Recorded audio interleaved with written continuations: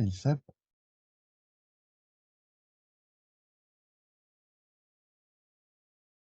I can't hear you. You're in the car.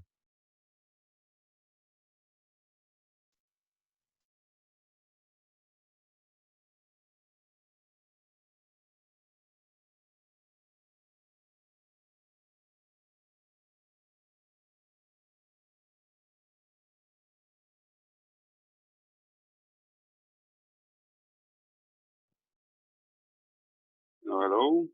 Hello. Yeah, I can hear you. All right. I can hear you now. Yes. Yeah. So you look almost human tonight. You've got clothes on. Yeah, I think so. If that makes me a human. That was just a sad joke. Yeah. Give me a second. All right, here we go. I'm in the car and I will be driving, and because I have to. So it may be fun. Are you alone today? I am alone, yeah. Nobody else turned up. Oh, cool. That may be interesting. Yeah. We'll see what happens. Yes. Oh, Well, I wonder whether or not it's not such a good time slot after all. I think it is a good time slot because for Central Europe it is. Mm. Is it? Has the meeting started like 20 minutes ago, or was it earlier than that? 20 minutes ago was right, yeah. 20 minutes, all right. Because again, time shifted. I don't understand how and why, really. I don't get it. I always get confused with these time zones and time changes, saving time, etc. This is just impossible for me to understand. Impossible. And this time, I remember that last week we met at 10. Oh no, maybe it was 11 in the morning. No, I don't know. I get confused so much that it's just worthless to calculate the time. But anyway, and I think because here in Warsaw it is 11 at the morning a.m. So it is quite a good time, I think. Unless someone has family, business to attend to, then it may be tricky. Yeah. But I don't know why it's not that popular. I don't know. Saturday morning for you? Sorry, say it again. Is it Saturday? Yeah, it is Saturday morning. Yeah. Yeah. Okay. Yeah. Well, I am. So not very morning, but but it is. It is morning. Let's say. Sorry, I got confused on the roads here. All right, gotcha.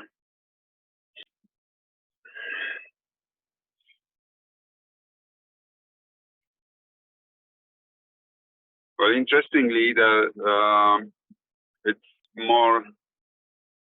There are so much more people in the evening, even though the time zone for us in Central Europe, it is still very late, and Bianca prefers the evening, Sunday evening. So it's just strange because it is late evening.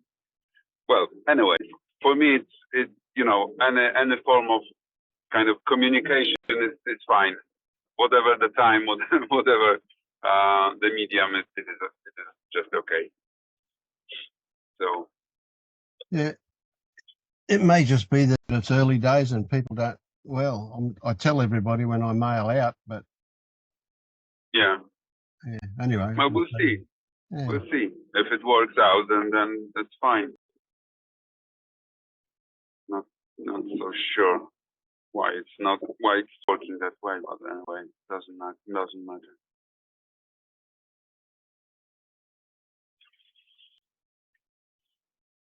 You know this Jeffrey Martin guy? I've heard of him. Yeah, He's the POK Yeah. guy. Have you read anything or Oh, or listened to? No, I haven't.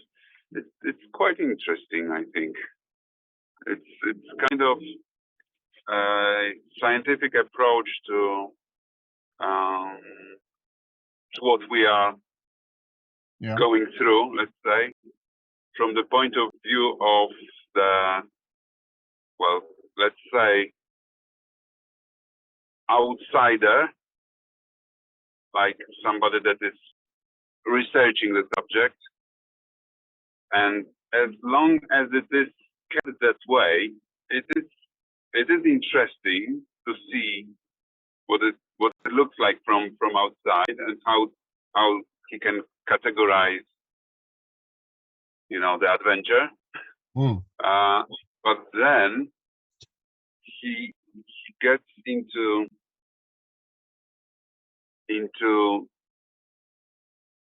well, statements, and he claims that he can shift freely into different, he calls it locations, so Yes. different Yeah. experiences of awakening,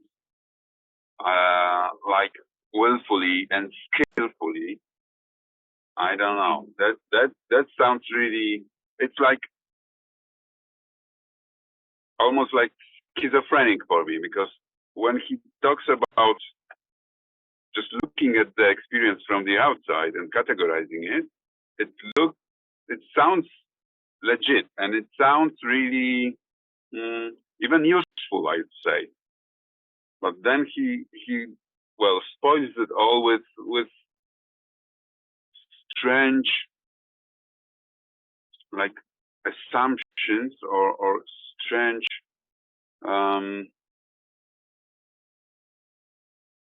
statements. Well, when it starts to concern himself, and it's really weird. I kept on reading, and I kept on listening to the interviews, and I even went through something that he calls Finder's mini course, Mm. to just to figure out what actually, and I still haven't. I don't get it. Yeah. It's Yeah. really weird stuff. Yeah. The people that come to the Fetters group tomorrow, a couple of those are quite familiar with him, and they mention that stuff a bit. And yeah, I must say some of those locations and the choice to go to them, or the choice to go out of them if you don't want to be there. Yeah, yeah, yeah. That always made me feel a bit funny. But look, I can believe anything. I don't have any difficulty accepting that there's these different things. I don't know Mhm. what they mean. I don't know what they are. Yeah, But yeah, they could be legitimate. But I mean, the way you tell about him makes me think that he's on a bit of a guru trip. Now, yeah. that may or It may is. not be the case. I just get the feeling I get when you say how he's a bit funny about himself. And Yeah, so one would probably imagine that he feels the need to be further advanced than any of his students. yeah. It's quite possible. So there is information there. There is value, I think. For example, to well, the fact that I can relate to almost everything that he's proposing, that mm, that his research is Yep, yep, is proposing. It seems relevant to my life, to what I went through, and what I was and am feeling and experiencing. That really there is something there. There is quite a lot there, actually. mm, But then he starts to talk about himself and his experience, and I just go, oh my God, no, that's just not it. And I keep shifting, yeah, like from the maybe not admiring his work, but there is quite a lot of work put into that, obviously. But to be honest, it just as well may be one huge scam, just as well. I just can't tell. Yeah. Not that it matters at all. It's entertainment anyway, for me at least. When I read about it, it's just entertaining. But it's just, yeah, it's interesting. It's interesting to to get yourself kind of fitted into a certain location, to do a quiz, to fill in the form, and figure out where you are. If it matters at all, obviously, but not that it does. But it's just fun. It's just pure fun. Yeah, and I can see certain value in approaching things like that. For me, the part of the problem is that they are how can I put it? They're reinforcing some of the delusions about choice and control. Yeah. And I think that's. I mean, we say things to people that the way we say it is because they're at the very early stages of looking, and then we change it later on when they're more familiar. And I don't know whether he does that kind of thing as well. I mean, you know what? I just really couldn't be bothered with a lot of this stuff. I don't read much about, or don't. Gee, I think I've got 65 tabs open on my browser with videos to watch that I'm probably never going to get to see, you know, because they showed that potential interest in them. but yeah. Life's just too busy for me to spend the time doing that. Yeah. Yeah, same with me. Because of my health issues recently, I've got a lot of time, and I usually go through all of that. There is value in everything, really. Even when you go through something and you find that there is absolutely no value, that's a value right there. Yeah. So it's, there's no such thing as wasted time, is there? Exactly. I'm fine with that as well. I always get, kind of backlash or critique because of the fact that I find value in everything, really, and it's even in nothing. That's very valuable thing. For example, I really like what Eckhart Tolle did kind of to me when I was struggling and I couldn't find kind of myself in the world, and I didn't know how to proceed. And his I wouldn't say his teaching, because that's I would refrain from that, because it's kind of a religious approach. But the way he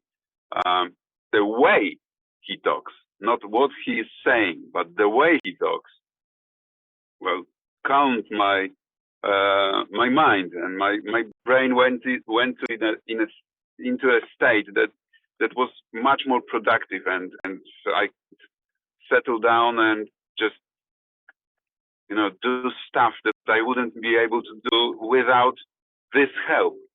Yeah. And sometimes when I express that doesn't mean that that I find value in every single word that he is uttering. That's not it. People tend to go to like black and white thing. It's either love or hate. There's nothing like that in the world, for Christ's sake. Everybody can, get something wrong or express something wrong, or he could not, for example, he could have not understood something to the bottom of it, and he didn't even get to the point that he understood that he didn't get it. So what? You've got your brains, you've got your mind, you figure it out. He doesn't have to be a guru to like him. Yeah. Amazing. I wonder if what those back in the old days when we were seekers and we were reading about people in India and gurus, and we read about people transmitting. People were gurus were able to transmit enlightenment to somebody, and I'm thinking to myself, yeah, well, I don't kind of get along with that, but at the same time, I can see that there is a transmission of an attitude. It seems to be a big one that I feel valuable, is to transmit an attitude of openness and authenticity, and everything is okay, whatever happens, And and I think that maybe they transmitted that, although they wrapped it up in love, in gooey love, but still it was, Yeah, I think there is a lot of, well, the approach is the key, really.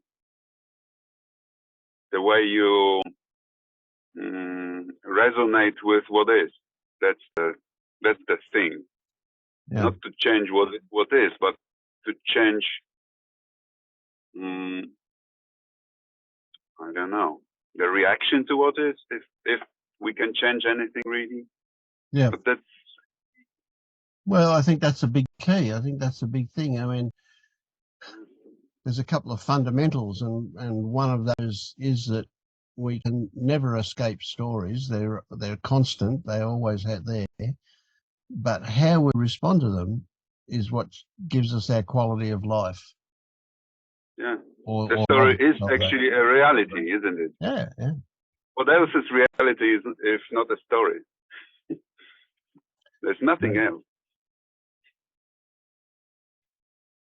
No, there was an accident here. I hope they didn't block the roads. We'll see.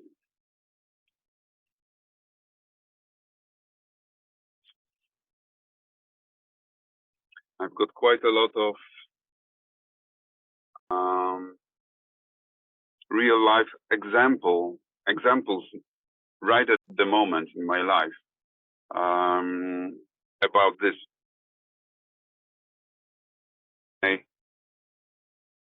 My wife and I basically are going through almost the same thing. I mean, she's got her health problems. I've got mine. We've got well, a small company that we are running. So the problems in the firm are also, well, the same. We've got a child, almost adult now, but he's got his problems, and we are reacting to his problems, obviously, trying to help him and to support him. And the way she reacts to these problems and the way I react or not react to these problems, and the way she reacts to me not reacting to these problems, my God, that is something, really. Yeah, we're transgressing. We're playing with social conditioning, social norms. Yeah.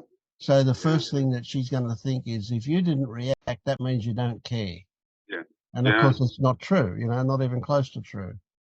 I imagine. Yeah. It's not about caring at all. It's just not getting hung up on my own reaction to it. It's just, okay, I got angry. That was the anger. Goodbye, anger.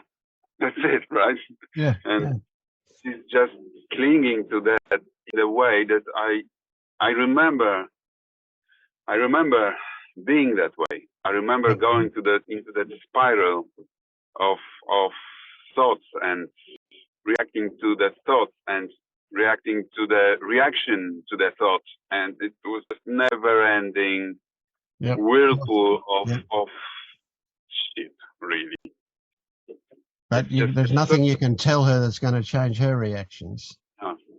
It just makes angry even more, or resentful, or sad, or whatever.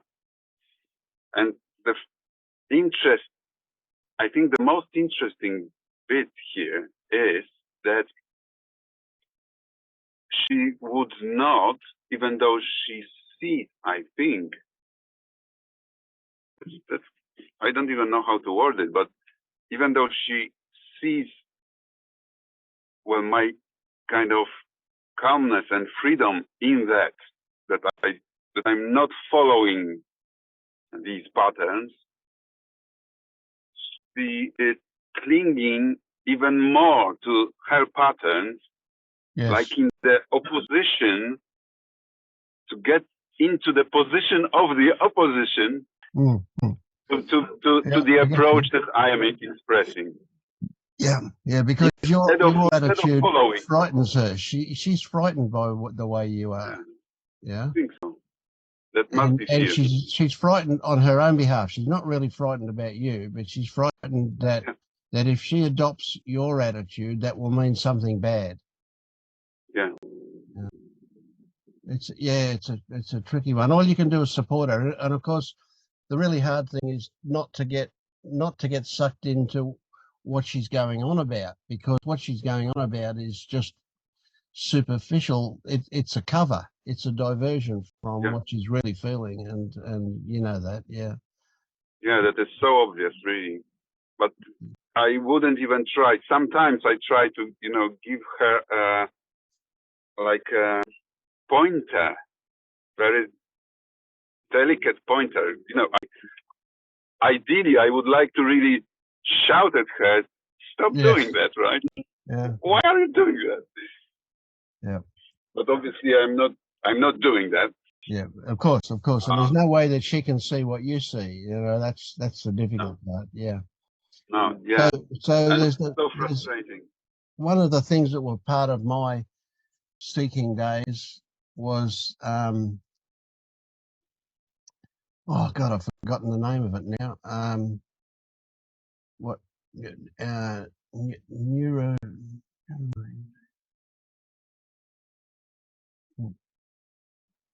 NDS. Anyway, I can't think of what it was called. But what they did a lot in that thing was that they reframed things. Right, and that's a technique you can use with your wife, where you inquire of her what she's trying to say, and in order to get confirmation from her that you understand, you reframe what she's saying from a different perspective and give it back to her and say, is that what you're meaning? So the idea is that you're asking her, you're inquiring of her what it is that she's feeling. She's going to get all hung up in some kind of fix. She wants to fix it. She wants to fix your son. She wants to, change things and so on. But what she's really doing is she's really trying to escape this horrible feeling of guilt and whatever else she's feeling about not being a good mother, and that's the reason why it's all happening like this, and bullshit. But it's that feeling that she's got that needs a cuddle. I don't know how to put it, really. That feeling needs acceptance. Yeah, I so don't know how to do that. I don't have any skill, because I was, it's been years that I had been trying to fix her. Yes, yeah. To show her that it's not the way to go forward, to go anywhere. Actually, it's the ideal way to get stuck and suffer. Yep. Well, I live with that too, and I just gave up in the end. I don't try anymore. Yeah, me neither. I told her that I finished trying, because I obviously cannot pull her out of that. Yes, I yes. I tried doing everything that I really could. Yep. I don't know any other methods that I could apply Yep. here, but it Well, is just impossible. I guess it's the same in your culture, but the worst person you could get to teach you to drive a car would be your parents. Yeah. And it's the same kind of thing. It's family. So, you're probably the worst person to help her. Especially that I'm most probably like a large part of her problems. Well, she So might say it that way, yeah. yeah, I'm quite sure, obviously, because there were times that I said too much, and she obviously, from her perspective, she didn't get what I was saying. Yep, yep. That because it is impossible Yeah. to And she'll never communicate. forget what you said either.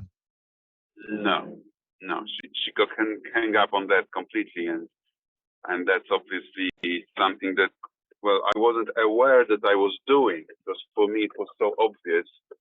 Certain things were so obvious that I was just expressing what I'm feeling, and that was way too much for Yes. Yeah. them, for a person that is not in the place in the place where I am to even understand what I'm trying to say, because they are Yeah, absolutely. seeing that as an attack, as something very dangerous, Well, something that people take things personally, don't they? That's it. yeah, exactly. That's an attack. That's an attack. So if you've got a lineup of people in front of you that they're all going to take things personally, there's absolutely not a single thing you can say that will be taken the way you intend it to be seen. It'll Exactly. always be They will taken always turn it around. Absolutely, every time. And every Everything. one of them will do it differently, but they'll still do it. Yeah. Yeah. It's the same when you have an approach of being a victim, right? Talking to a victim. Whatever you say, they will take it to hurt themselves. Absolutely. Whatever you say, even if you say that you love them, then they will somehow make it into the story that hurt them. That's their agenda, and there is nothing you can do about it. It's really amazing how it works. Amazing. So one of our biggest chores, if that's not quite the right word, but one of the things we need to learn is how to live in a world where people are like that all around us all the time. Yeah. And not get sucked back into that world just to, it seems it promises some relief if we're the same as that, but of course it's a hollow promise. It's never the case. Yeah, I think that is what happened with me more than a decade ago, that I was sucked back into the kind of dualistic world. Let's call it that way. Yep. The world of reactions and emotions and all this stuff. And just to kind of to fit, because that was completely unfit, and in my surrounding, it was totally like a broken thumb. It was sticking out to the side, completely out of alignment, and it was. I think this is what happened, but then the suffering started again. I'm not saying about the suffering like in pain or something like that, but the suffering related to this state, to the state of dealing with all these fluctuations of of the mind and of emotions and all of that. That is just going up and down. You don't know where you are. When you wake up, you are in that mood. When you go, to sleep, you are in that mood. That is so tiring and senseless, but yet normal, right? Mm. Yeah. Amazing, really. But that is what this Jeffrey Martin is trying to, I think, express. Yeah. Coming back to his work, he's just describing what are these states where you can be, where you don't want to be, what are the benefits of being here, what are the benefits of not being there. It may be beneficial to go through that, I think. Well, I went through this mini course and I found it quite interesting. I got something from that for myself. That's for sure. Yeah. Rowena, you're familiar with that Jeffrey Martin, aren't you? Yeah, I am. I went through the Little Explorer course.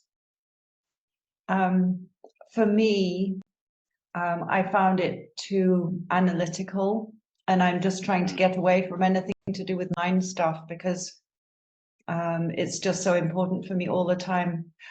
It's like I feel like my mind is like a helicopter, and who's it, Leela, who has the thing, and as soon as it gets engaged, it's like I become a head on a stick. I like that term. I love that. And so it's really always a work of just, I think, getting this cellular mass accustomed that it's safe to feel and sense. And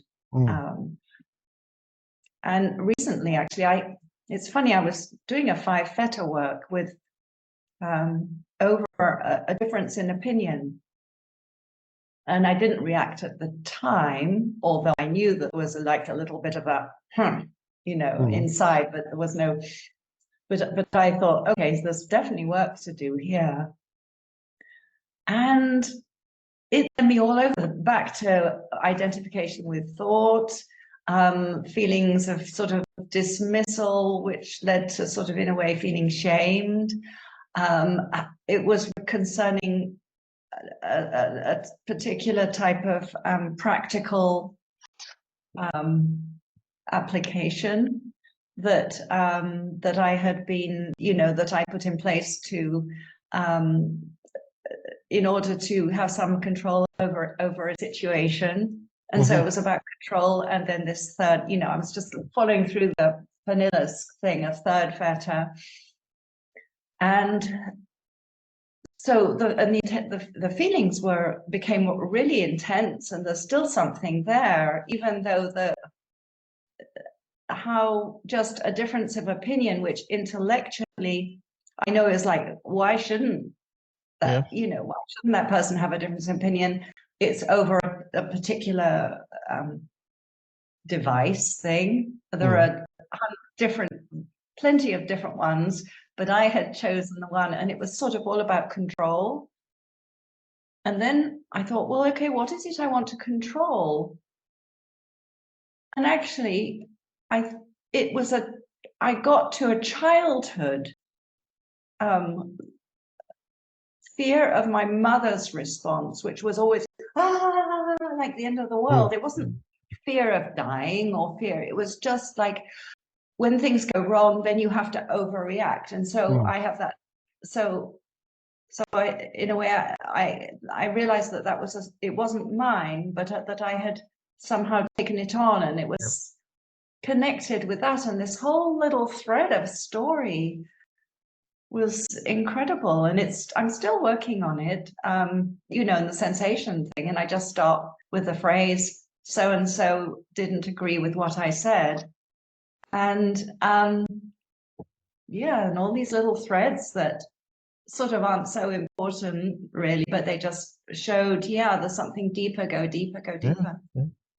And When so you what think about it, fascinates me is this all this sensation that was sort of like hidden, that I never would have ever, you know, wouldn't have been allowed to the surface if it hadn't been doing this work of inquiry and how the body, or how, you know, I had so much habit of you know, just disappearing and not yes, yep, that yeah, was so your it's way of fascinating. coping I with mean, it. Yeah, that fascinates me enormously.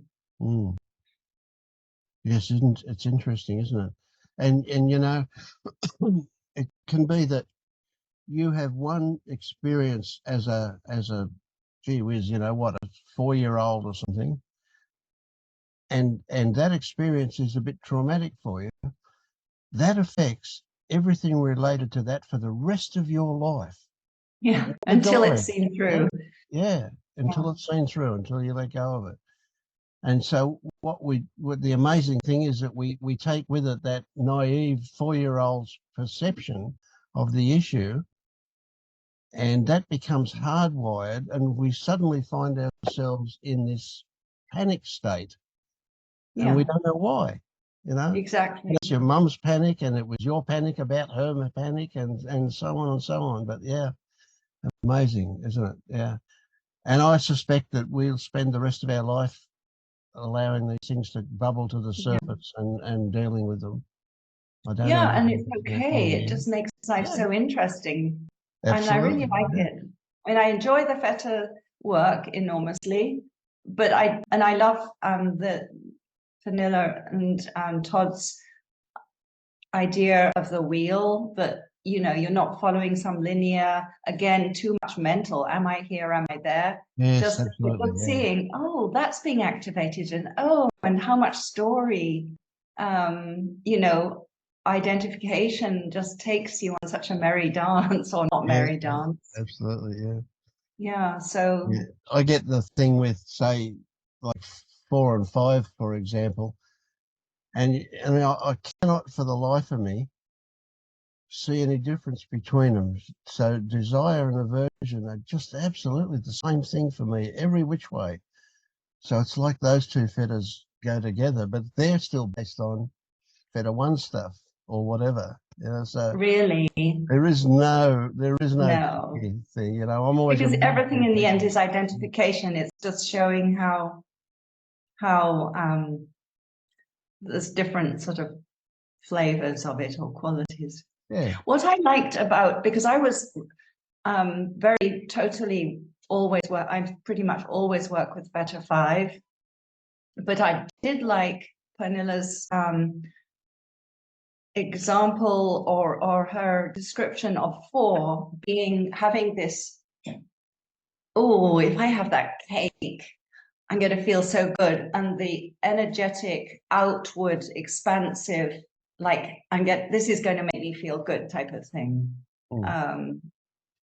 And that I could really understand Feta 4 more, because I really, most of the stuff is, I don't want this, so I'm mostly connected with the 5. There's not a lot of things, but there are actually, you know, sometimes like Yes. a Yeah. cup of coffee, or there's little things to do, but not, they're sort of like little things Yes. Yeah. more.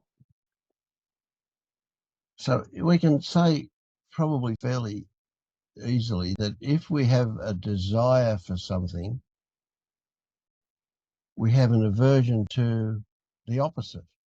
If we have an aversion, we have a desire for the opposite.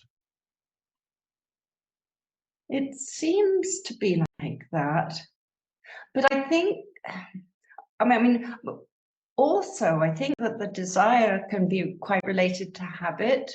Yes. It can be Absolutely. quite related, and it can be related to, well, there's always sensation that there's a restlessness. I think that, okay, and at certain times of the day, because that's where I follow like little ideas of what I want, in what I feel like, mostly to do with food or something, or little things.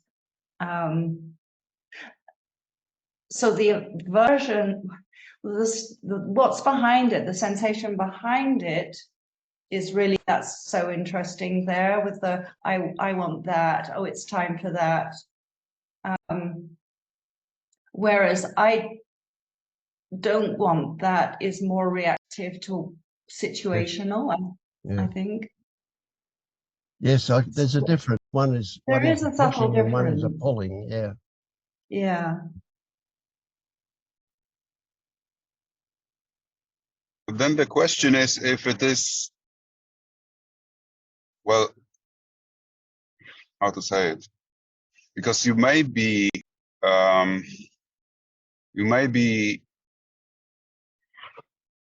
just following the aversion or desire,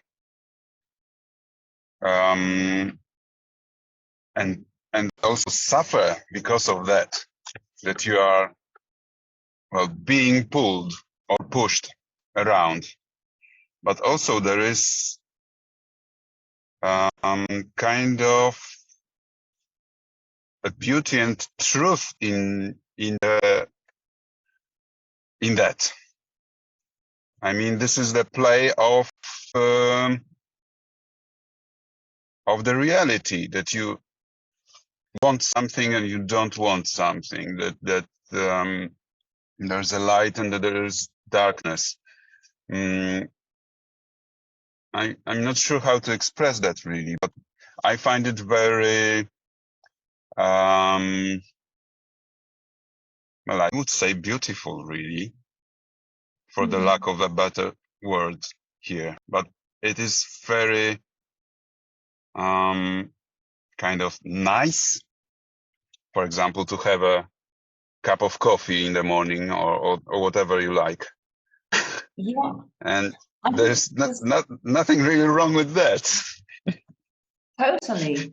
And it's not, but the interesting, where it's just interesting, because here is my cup of coffee, and I was really looking forward to being able to join you guys, is it's not so much anything of deprivation, it's how much we identify with it, how much we, in a way, crave it. And then what's so interesting is when work has been done with a certain better 5 issues for sure, when all of a sudden the sensations have been under the gap, as they call it, as of the initial primary sensations of I don't want this, have finally been held and received, is when that situation happens again.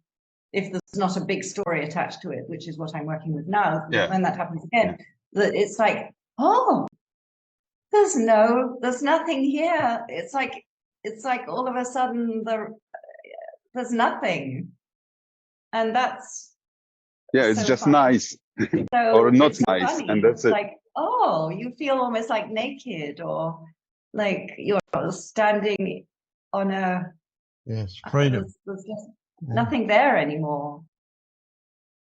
Is this making sense to you, David, what we're talking about? Yes, makes sense. Yeah, but I think in those kind of discussion, there is a lot of, I'm not saying here, no, but in my life, it took me many years to understand the difference between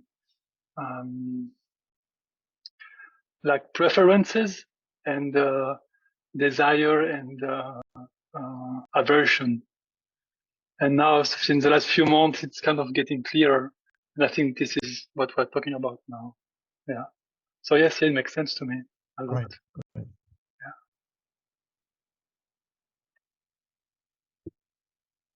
Yeah. What I find interesting and a little bit, I have trouble letting it go, and I think I should let it go for the moment. And it's I don't know, it's a level thing.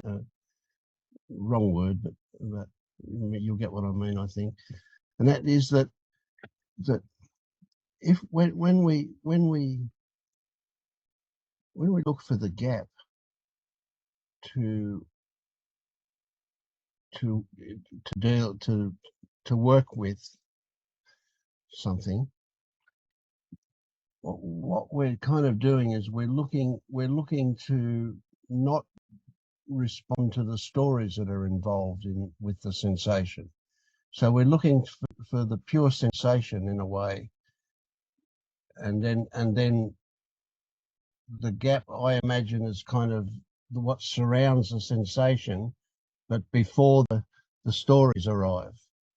So it's like a pure sensation. But the problem is, well, not the problem, but what happens for me is that those sensations disappear. As I get to see them in a pure sense, they stop existing. Yeah. And what I intuit is that they were born out of another story further down. So there was a story that was behind the sensation that I'm trying to avoid with another story. Mm-hmm. And it's like turtles all the way down, stories all the way down, sensations all the way down. No matter how far you go, there's going to be more there underneath. Just, yeah. Yeah. And it's easy if they're really, if our desire or aversion or whatever it is that we're working on, if it's big and really noticeable, it's kind of easy. But it gets harder and harder as they get more subtle, as they get less able to be grabbed hold of to find out, like that image you had of being a young child and your mother having a bit of a fluster with how she coped with things.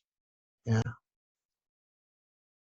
We can talk about that like it's the origin of that, but it isn't. There's stuff even before that, even below that, beneath the stuff that rests on, right? Which is a worldview stuff that your mother taught you about how do we cope with chaos or pressure. Maybe it's worldview.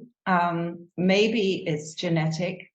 And now Pernilla, when she mentioned that she used to is a practitioner of something called body dynamic, body dynamic, or bow dynamic, however you want to. And I was really curious. I thought, what's that? And it's a there's sort of somatic psychologist, really family, but they've set up a system, and it's really I found it fascinating, and so there's splitting, like life is too much, even when a child is still in the womb. So it's got a predisposition towards dissociation almost from the beginning.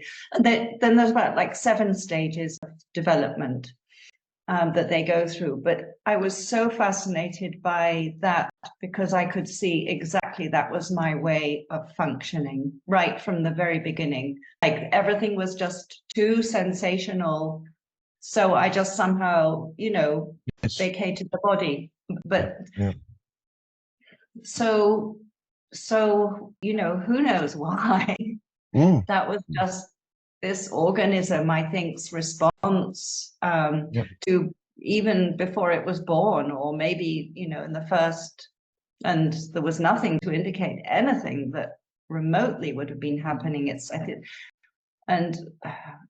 So I think, a lot has to do with somehow the way the functioning of the nervous system and sure, absolutely. all And we've got sort of time, we got this lizard brain where our survival stuff comes from, and that's that flight, fright, freeze. Freeze is what the one you're talking about. That's where we I'm a make freezer. ourselves invisible. We just become absolutely invisible. Yeah. And denial is a version of that. Yeah. Yeah. Well, I did a lot of work with this. I will name it the prenatal imprint, right? This is kind of pre-verbal, like it's purely somatic stuff that is very, it's like you say, Vince, when you enter this kind of dimension, you enter in another way of sensitivity, and it's really amazing. And for me, it's very challenging because I have a child now. He is 2 years old, and like when with a child, I see that there is a reasoning, and the patterns just, I am in the pattern already. It's just like I'm just behavior like my father, like my mother, or like myself, baby, like.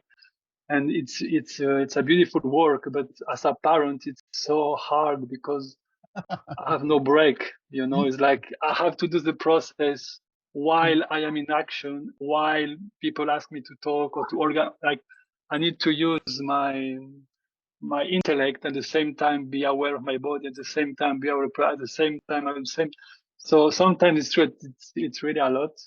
Yeah. It's a lot, and my tendency, like you say, Rowena, I think, Yeah.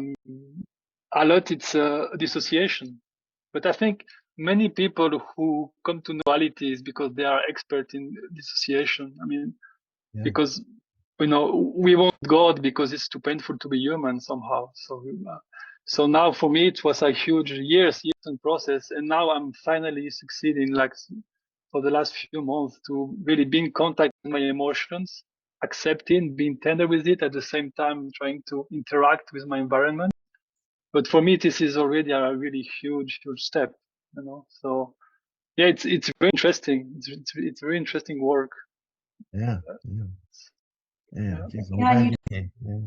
you can't force it because one can have a perfect intellectual, mental understanding and knowing, but it's the cells, the cellular network or whatever one's biochemistry, all these, whatever of the body, that it just takes its time to somehow come on board. For me, I had many years. I come from the Course in Miracles, so I was somehow, I took it very intellectually, for 10 years. Yes. I was like, Yeah. at some time when I realized it was a shock, because when at some point I realized the impossibility to attain reality through intellect, through thought, through making sense of stuff. And for me, it was very difficult, because when I saw the incapacity to reach reality through thought, like thought kind of collapse, and I find myself with all of my emotion, just like everything was there, and I spent months like it in terrible states, terrible. But yeah, it's natural. But yeah, it's very hard at the same time. For me, it was very hard. I know what you're saying. Yeah. Yeah. Totally. Yeah. Yeah.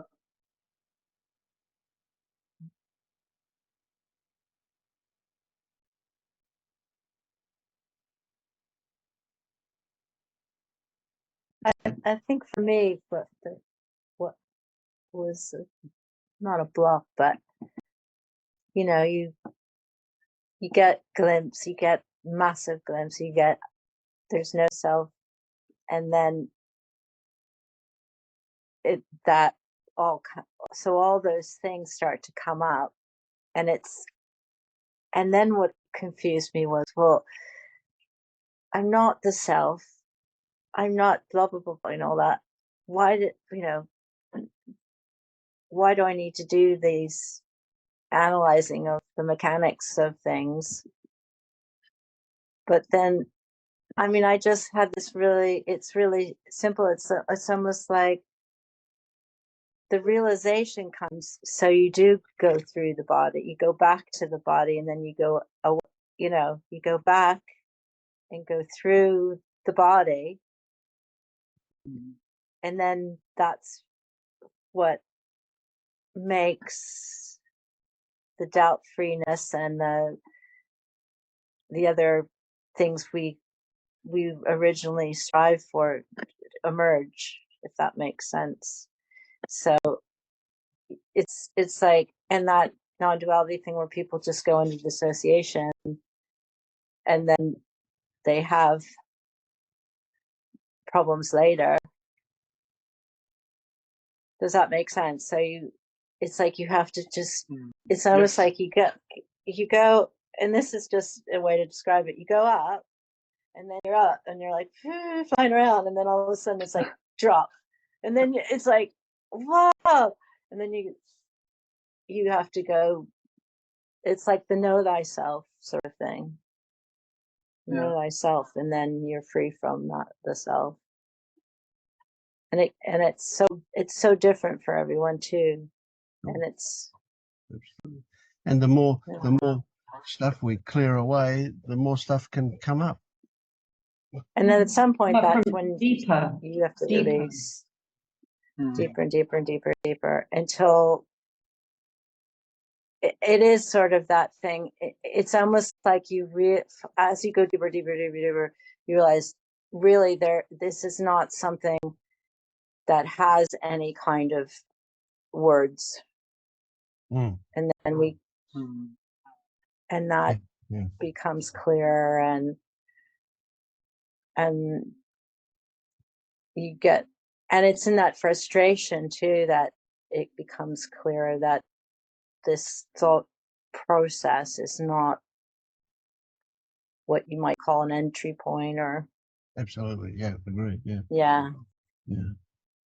It's almost like, and it's kind of not a good metaphor to use, but it's like there's an underworld that we can live in that's quite separate from the standard social world, the consensus reality. And that and I call it an underworld because I see it, my concept is that it's under the level of words. It's under the level of language. So beneath language, down there's a reality that's entirely different to the social one. And that's very much in the body, that language. If it's no words, that's not to say that thoughts aren't working, but not verbally as such. You know, thoughts might happen more in images or in other ways, feeling thoughts. But yeah. But there's no point in even thinking about that stuff if we're helping people break through Feta 1, realizing the delusion of self. It's another level again, isn't it? Yeah. So we've got to use that. I think Pernilla says that the first 5 fetters are basically all about diversion. It's the second 5 where we start to get in touch with other stuff. That's at that deeper level, below words. Yeah.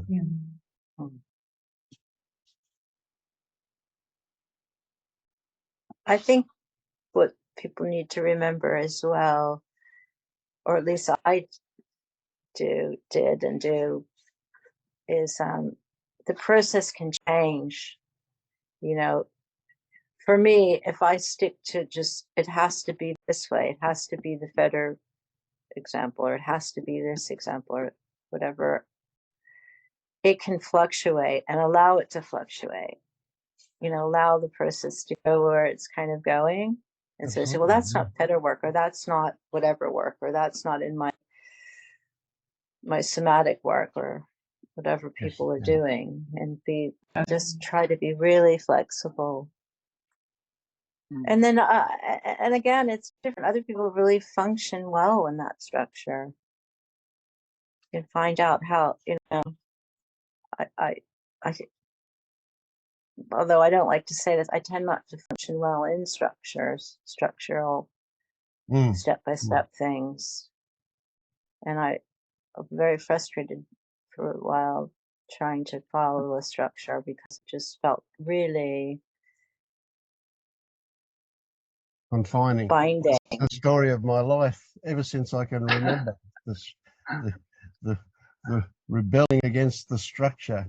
Oh, yeah, I agree. And in fact, I think we talked about Jeffrey Martin's The Explorer's Course and everything. That I recognize that there's, in a way, I suppose, an aversion, or even like a fear of not being able to make the grade or something that comes in when it's too structured. So often, for example, I've done, I don't do it anymore, but I have done online classes and things, and I've really spent a lot of time. And then there's 1 month left. And for some peculiar reason, I don't know why, it's just like, oh, I don't feel like finishing that. And it's just like all the energy's gone, and it's like, okay, on to something else. And it's just sort of following. It's very much like, yeah, not this. It's more the via negativa of like, not this. Look for something else. Then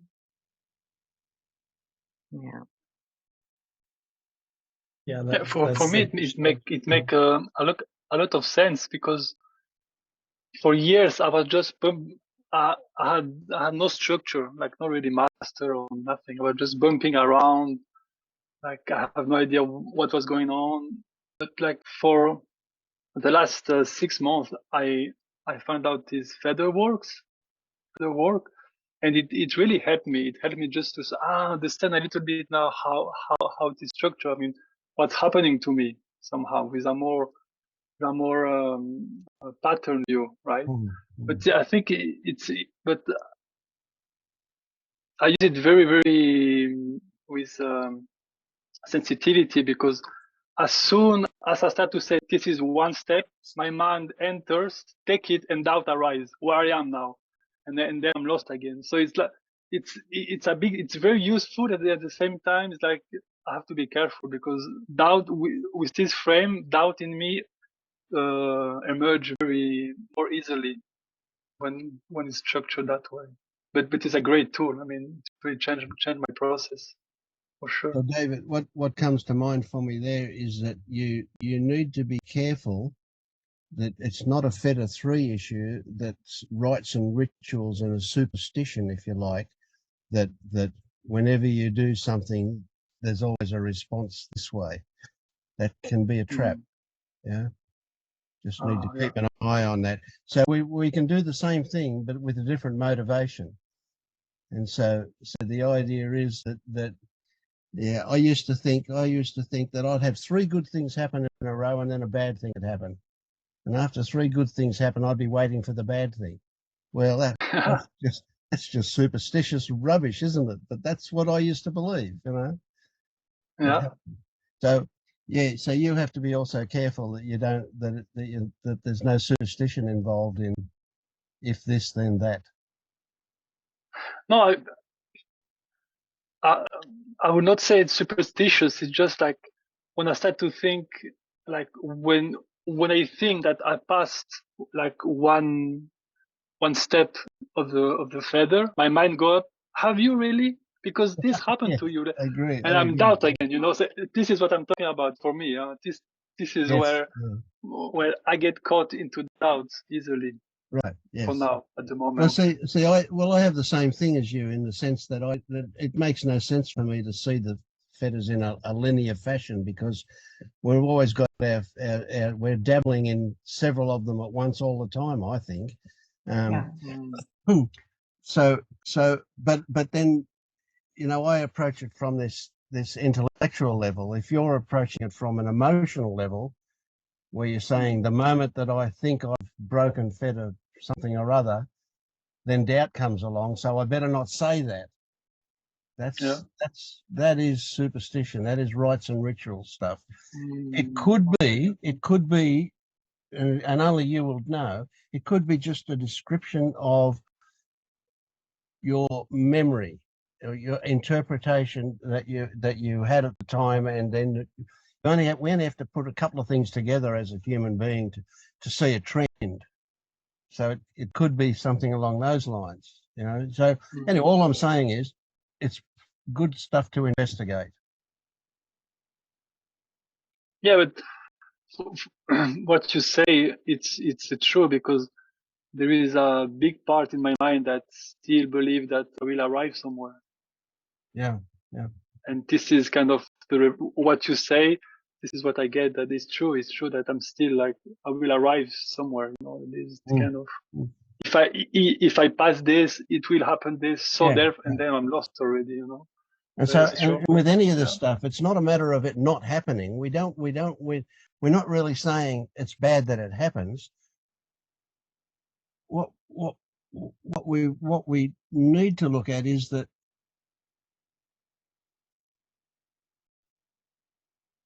if it happens, we just recognize that it's happened without any opinion or judgment of it. We just recognize, nothing more than that. And so whatever happens, it's okay. Whatever happens, we just want to be able to recognize what's going on.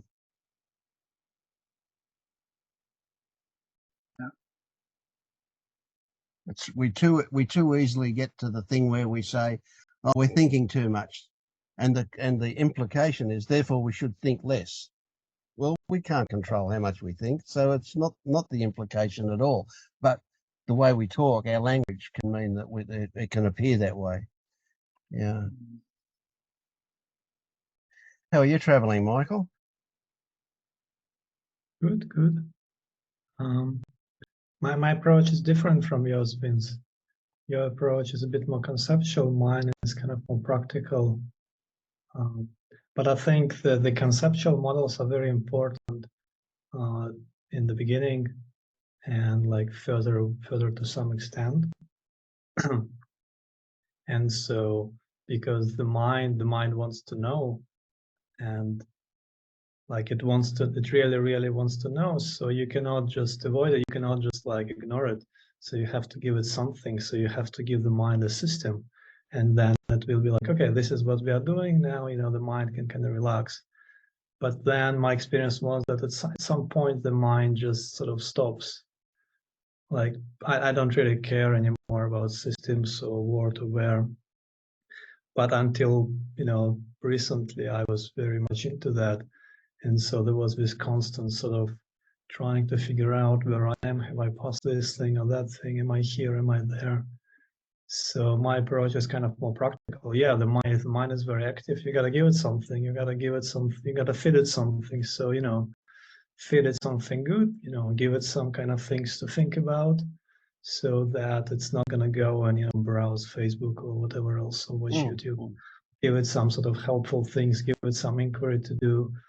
Give the mind some practical tools that it can work with, and the systems are good for that, and like the feather system is useful for that. And I find that the questions are the most powerful tool in that space, especially in that space that the mind is active, because the right question can kind of just stop this whole mind train in its tracks and reverse and point it on itself. And so then you ask a person the right question that can trigger insights. Absolutely, yeah, a good one. That's Yeah, most powerful. But it's very difficult. Like Todd and Bernil, they do it quite well, but it's difficult. It's not, it's not an easy thing to ask the right question at the right time. I just want to say, Judy, it sounds like you are quite deep on your journey. I'm just curious to hear more how things are going on your. You addressing me? Oh, yeah. It's interesting because when David was talking about, there's a destination, there's still a bit of destination stuff going on, but it's okay, But yeah, what you said,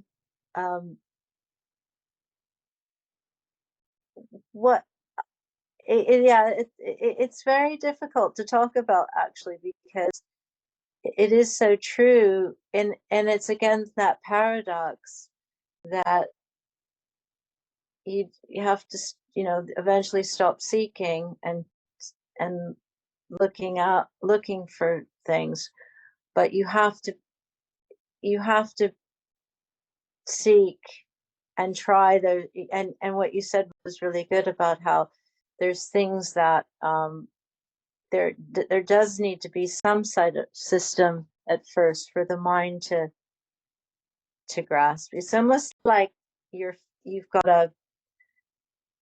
trout fishing. You know, it's a trout, and they put a little fake bug on the end of the line, and then the trout goes for it. And even though it's not a real insect, then the trout, you know, you get caught, but you get caught into that interest and desire. You know, it's to start a desire in that direction of awakening, or whatever we want to call it, because before that we don't have, you know, we don't have that drown, you know, that thing Ramana Maharshi said is like, you have to want it like a person wants air that's drowning. To get to that point is really difficult, because you're going to be, it's a kind of a form of suffering in order to, and not for everyone. See, that's the thing, you can't, but for me, it was the suffering got so deep. You get desperate and you're just, okay, I give up.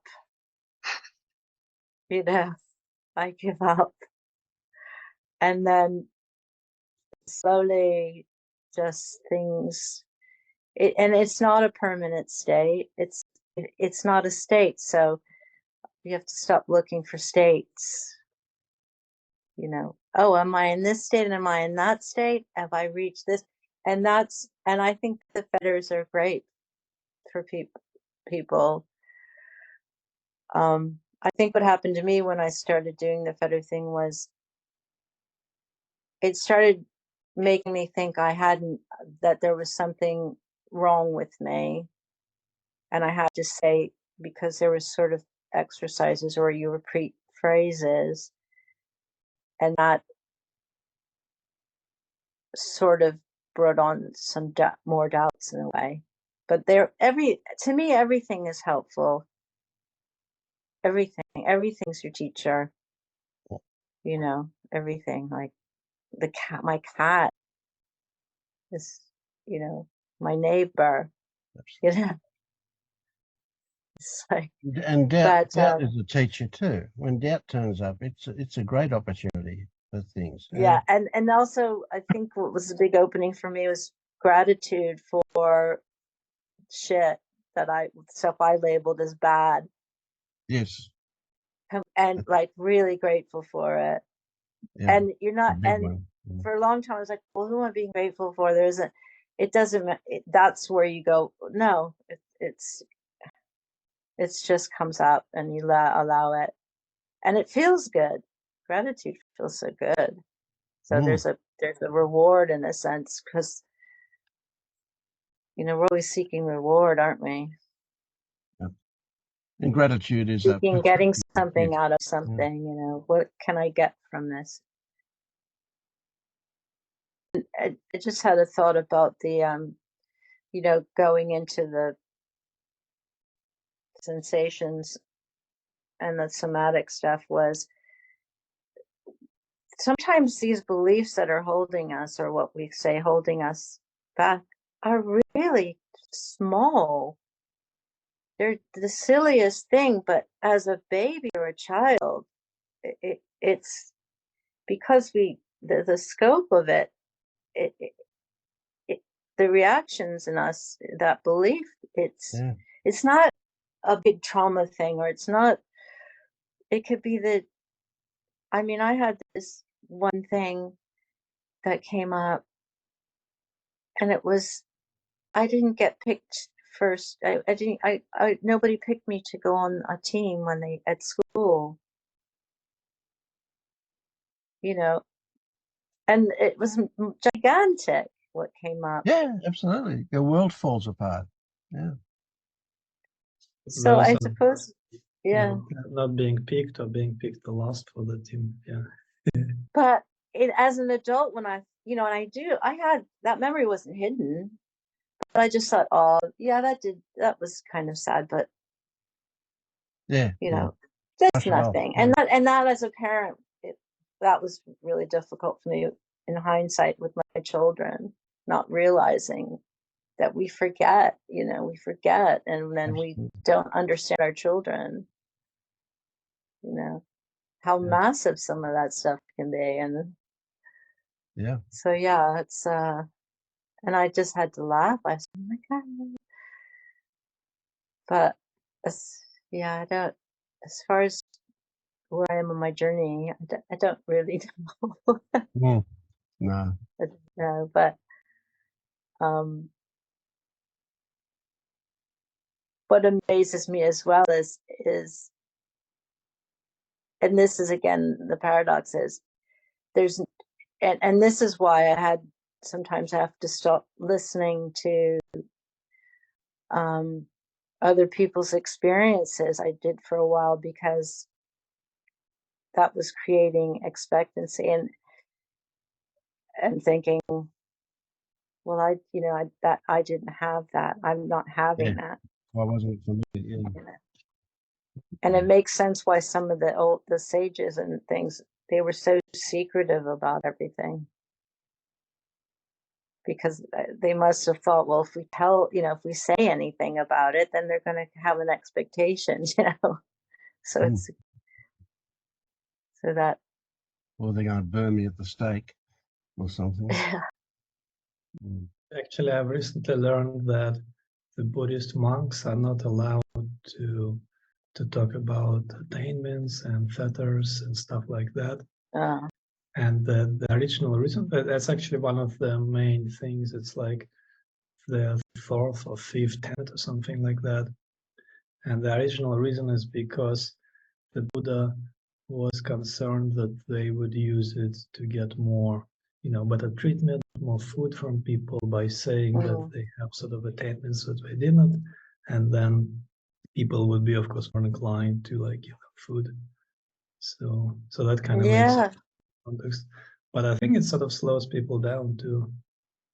There is, I live in Thailand, so there's many monks, many Buddhists. There is this one guy I met who I think is beyond the fetters, and he sort of talks about that as well. And we had a little chat, and it's so difficult to get a Buddhist person to talk about experiences, direct experiences. So only after I shared a lot of my own experiences for quite a while, and we were alone, then he started speaking about his stuff.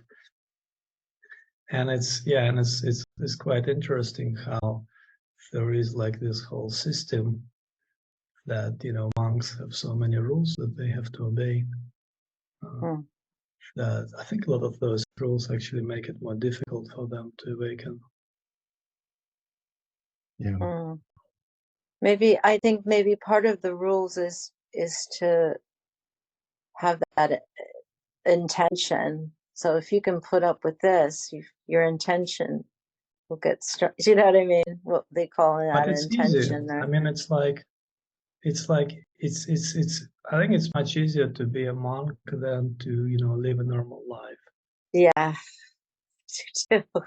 I thought about it a couple of weeks ago. I said, I'm gonna money. Yeah. I was going to go become a nun. I was to take the vow and just go. And then, that could be. I mean, now we're just conceptualizing, but it could be the reason why you do go off into the mountain, because it does make it easier. But then, because you don't have as many challenges. So.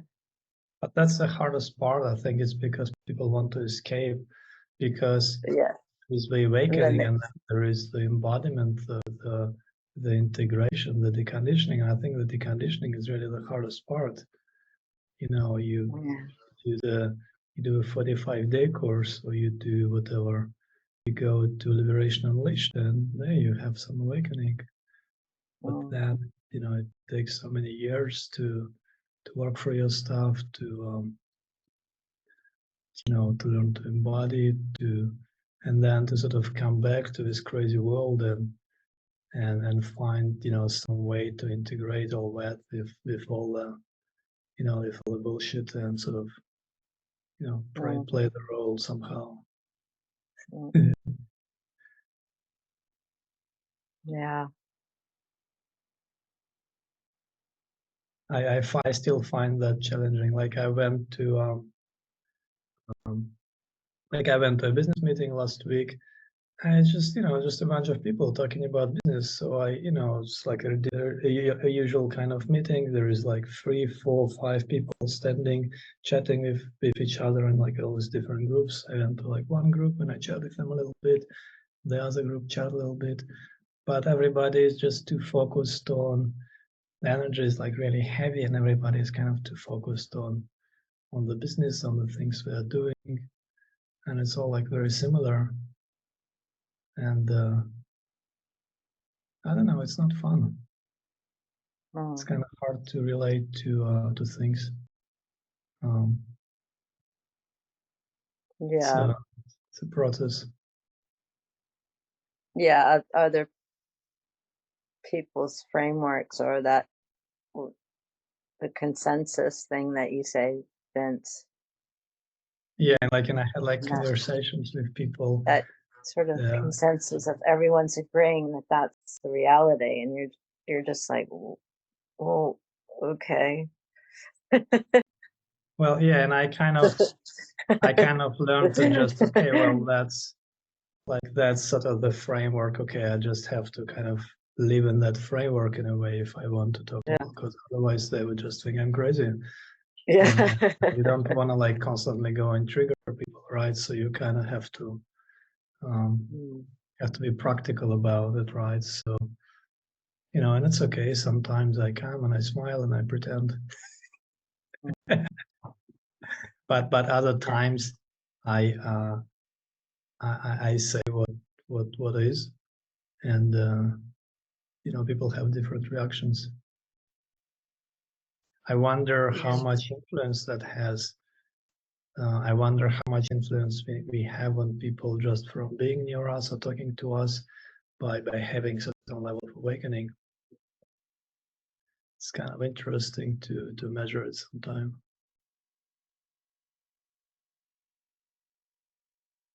The Buddha said that, you know, in the Diamond Sutra, that, you know, if the richest man, you know, had a ton of money and gave all this money to charitable causes, you know, and then, you know, if you just wake up and realize that there is no self and no other, your virtue would be much higher than, you know, the richest man who gave all his money to charitable causes. That realization is what brings the most good to the world. But what did he know? It was, you know, 2.5 millennia ago.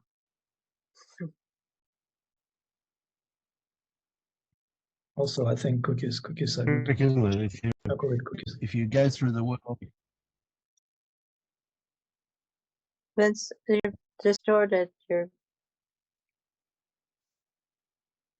Can you hear me okay?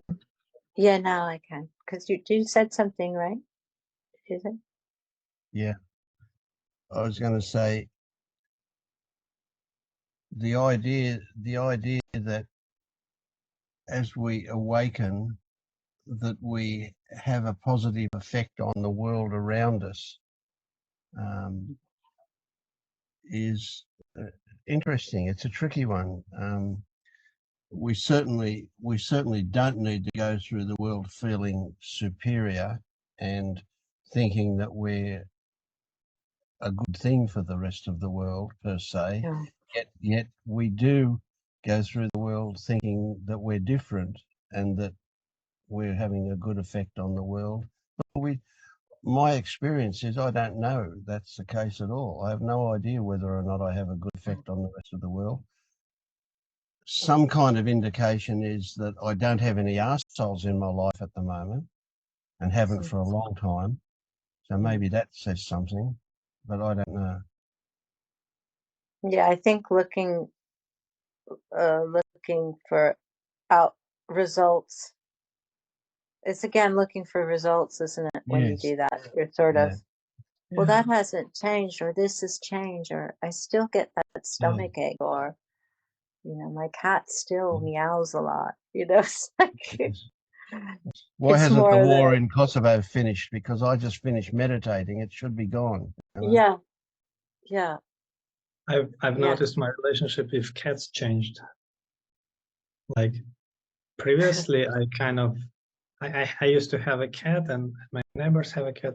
A couple cats would often come. And previously, I kind of looked at them as like these mysterious creatures. You know, what does this cat want? You know, what does that mean? What does happen? Do you like me? Or what?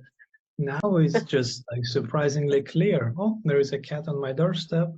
It's like, you know, doing its thing. It's doing its ritual because it wants to have some sort of safety. So I just open the door, I let it comes into my room, goes around, you know, sniffs things. I try to pet it. It's like gives me, you know, this kind of hissing, it's like hissing. Okay, that means no. Okay, it's like it's very clear. You know, the communication is like very easy. Okay, you know, that's it. Time out, go away. You know, it's kind of like very simple, straightforward. There is no mystery. There is no. It's like a very simple, you know. Cat is like a very simple kind of machine. Like a lot of the mystery from life is gone. But yeah, also I notice I don't have any bad people in my surroundings, like very negative people, and it's kind of strange because I don't really do anything for that to happen. It's just, you know, I used to, and it just doesn't happen anymore. It's like somehow, yeah, interesting how it works. Yeah.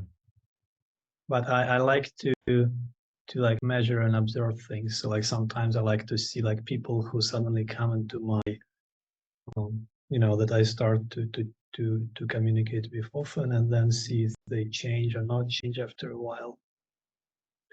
I don't know. I don't have any conclusive evidence yet, but it's interesting to see.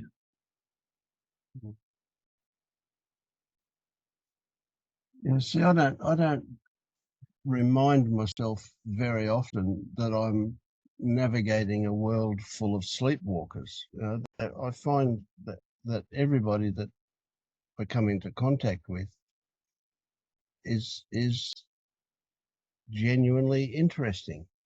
They don't even try and yeah. I'm curious. Yeah. Curious. Yeah. People's stories are interesting. It's like the way they are playing their roles. It's kind of interesting. Yeah. And very revealing too. Yeah. There's like a deeper it's that deeper connection that's underneath that is so much more present.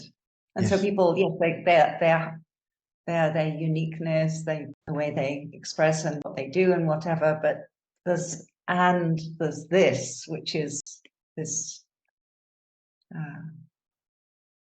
connection. Yeah, I think the presence can't be spoken about because it. Yeah, just the presence, just like listening to people and kind of having that presence to be with people is, I think that's powerful. Because I find that even like random connections I have with people are usually kind of deep. I didn't realize how much I had spent my life wanting to be invisible until I started playing around with the Theta 6 work and looking in the seeing field, and started to, in a way, I did these exercises of practicing just sort of in a way becoming more and more engaged or intimate with the seeing field, and then having this experience of being seen by whatever I was looking at. And it was interesting because when it started, it was like that chair is looking at me, and Well, I remember you talked about that. Yeah, yes, and it was like this. That was interesting. It was so interesting because it started quite high up, but it was this like frozen fear response, and little by little, as I engaged with this, you know, I could feel somehow like the frozenness descending until it became a full body experience, like that there's no seeing. In fact, there's no indication that there's any seeing coming from here whatsoever. It just is all like simply seeing. And then there was a time when I was in nature and just walking in that experience, but then a human would come in, and then immediately there was like oh, that's not, and that took a while to get through. And so the whole process, which, you know, was being worked on for over a year or so, to get to that stage of somehow total of relaxed ease in that, what I meant was talking about a connection. It took a long time. It wasn't in a natural, there was like a rejection or some sort of body cellular thing going on that had to Still some feel kind of safe. defensive thing? Sorry? It was I think it was to do Was with it that, still some kind what I was defensive? talking about, that I learned from, you know, about that body dynamic thing. I think it was all connected with that somehow the environment was too intense, and it was just like, I can't deal with any of this type of thing. And so, because there's no reason, there was never, just like, it doesn't feel safe to be, I suppose. I mean, I said, I don't even know, there was no beliefs or anything, just it was a body response, which I had never noticed until I started looking at chairs or a coffee cup and feeling really, really, really amazing.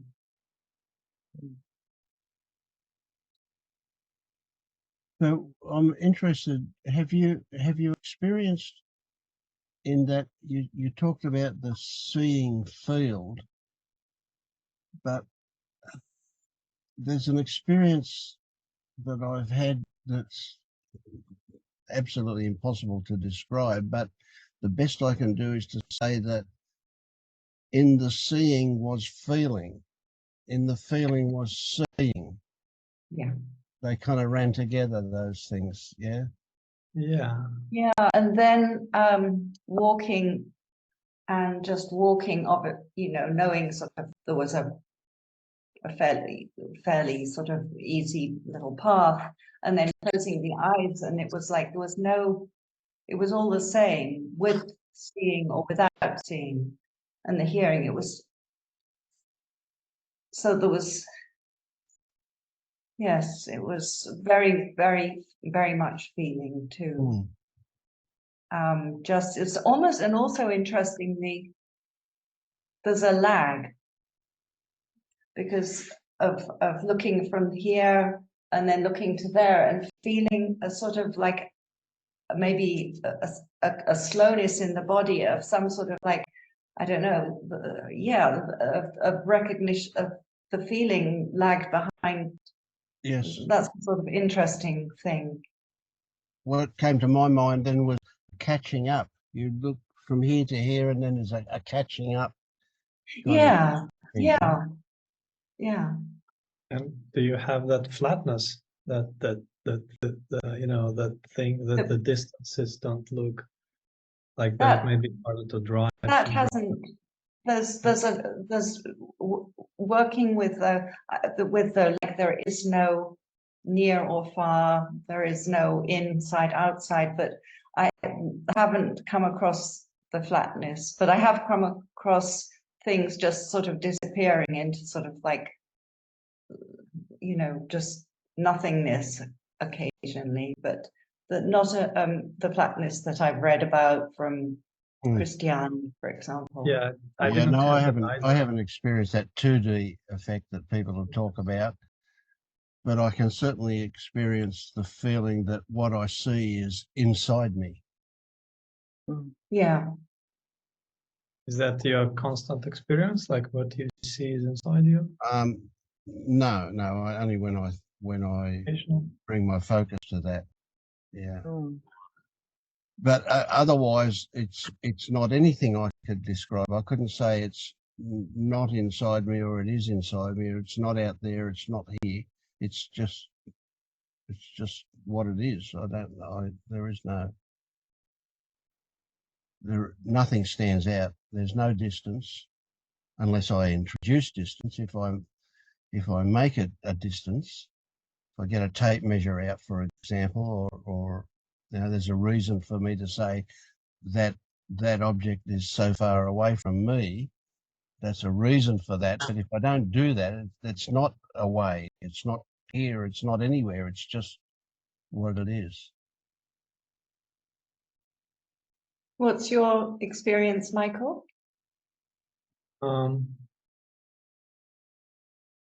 With distance, I haven't really encountered like issues with telling how far things are. But I would sort of separate that into like the practicality of things, right? So I don't have any problem with kind of like knowing how far things are and stuff like that. But experientially, I don't know if that's what you're talking about or not, Vince, but experientially it's kind of similar to me in the sense that the objects, like if I look at the objects a little bit further or objects a little bit closer, it's like the essence, like the inherent sort of essence, it doesn't have a sense of distance to it. It doesn't have a sense of like time to it. There is no like inherent essence. Also, probably it's kind of like empty of it's like a conceptual and an emotional sort of emptiness. Yeah. So you can see how that for something to have distance or to have color or to have anything that we can distinguish, we have to do it with the mind. Yeah.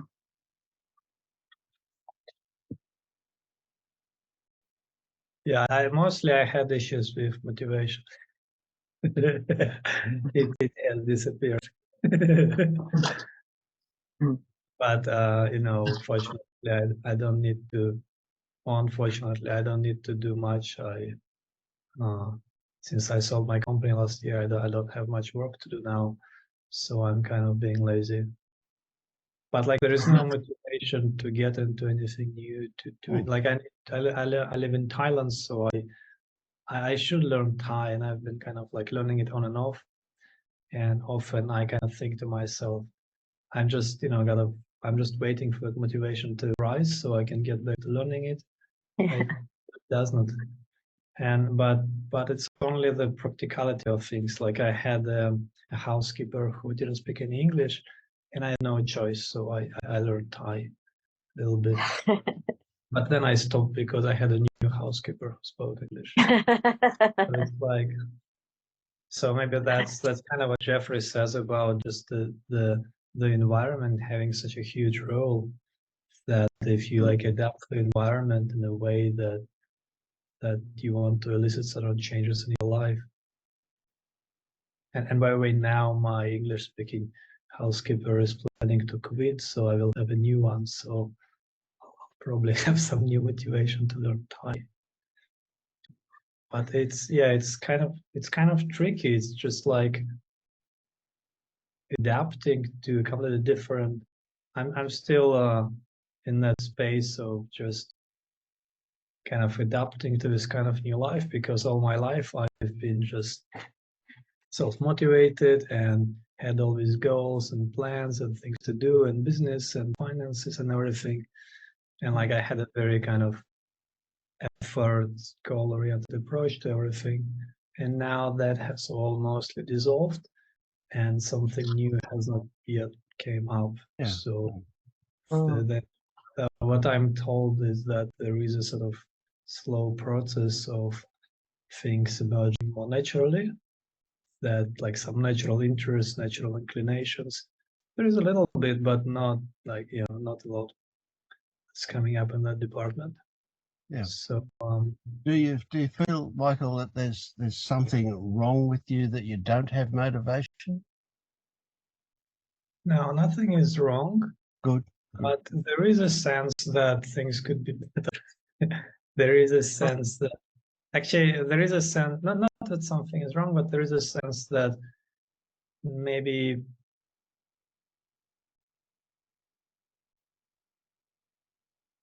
not necessarily motivation. It's more about just that sort of trust and flow and joy and a kind of like relaxation.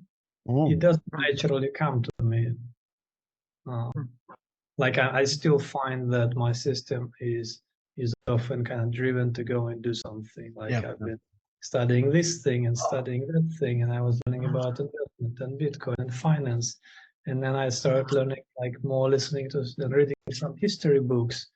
And then I was thinking about getting back to business. And then, you know, I've been like more into spirituality, and I've been studying human design. And it's like this constant kind of pull towards studying things like there is something that sort of just prevents my system from simply, you know, relaxing, like just rest and relax. It's probably the hardest thing to do. We're conditioned so strongly from the beginning. That problem solver part. You know, Jeffrey Martin talked about there being a problem, like a problem solver kind of part of us that is possibly one of the most deepest thing there is. That sort of attitude of, you know, safety and self-preservation. So that's very hard to. And if there are no problems, then we'll create them. Exactly, yeah. And like I don't really have. Well, I had an accident last month, so I had some pain and some physical problems with some broken bones. But now it's mostly all healed and it's all fine. But like, yeah, it's seemingly there is no external problems, but something always sort of comes up. So I don't know. And in terms of the feathers, I was looking into that, and this seems to be more connected with 9-10, but I might have some earlier ones, like something like 6 or 7 or 8 might not be finished. So I don't know exactly. I haven't know, do we? So whatever one you work on, you can be sure that it's going to bleed out into other ones anyway. Yeah, it's kind of hard. Like it's not. The other thing I remember I saw recently is that I think it is the fall of 7 for 8. That sense of not having any control. It's like it's always evident for me. Like if I check, I look at it like, do I have any control over whether or not I'm going to eat a cookie? No, I don't. Like whenever I check, it's clear. But kind of in general throughout the day, I sort of forget. And then I think, okay, I need to make this decision. And I kind of start from the perspective of there is a me, one who's making a decision. But as soon as I'm like, okay, what's happening? And then I start looking and it's clear, okay, that there is no control, there is nothing. So, this is an important thing. This is a really important issue for a lot of people. I think it's the 7th or 8th after which I've read that this just like falls away. What is that your experience, Vince? How does that connect for you? Like with control, is it like always clear all throughout the day that no, I don't have any control over anything, just like doesn't arise? Or is it still something that arises from time to time and you forget?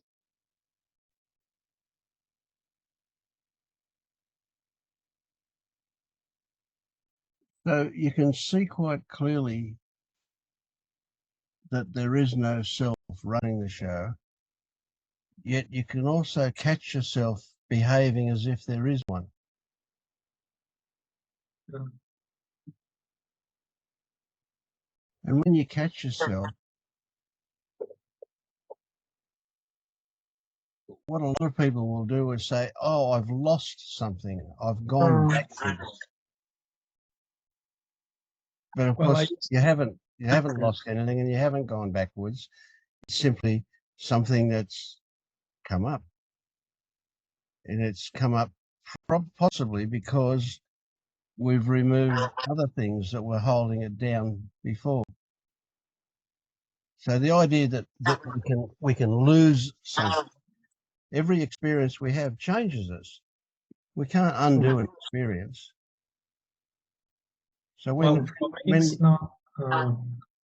I know what you mean, but this was my experience with earlier with like Fetter One, that I felt like, oh, okay, I lost it. I got it. I lost it. Now it's not like that.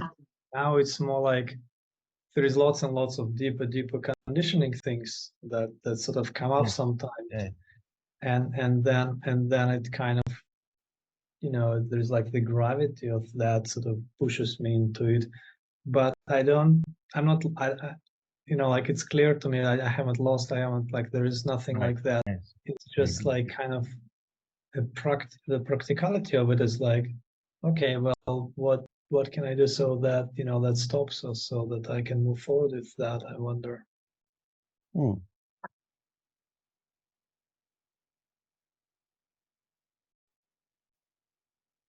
I did have for quite a while,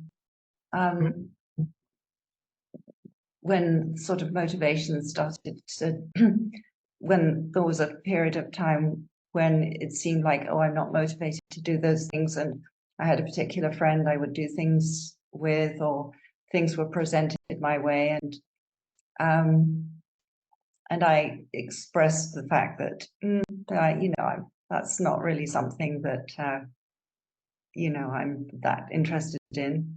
And then there was a return, like I was sensitive to the return from them that maybe, oh, maybe you're, you know, you have depression, or you have this or that.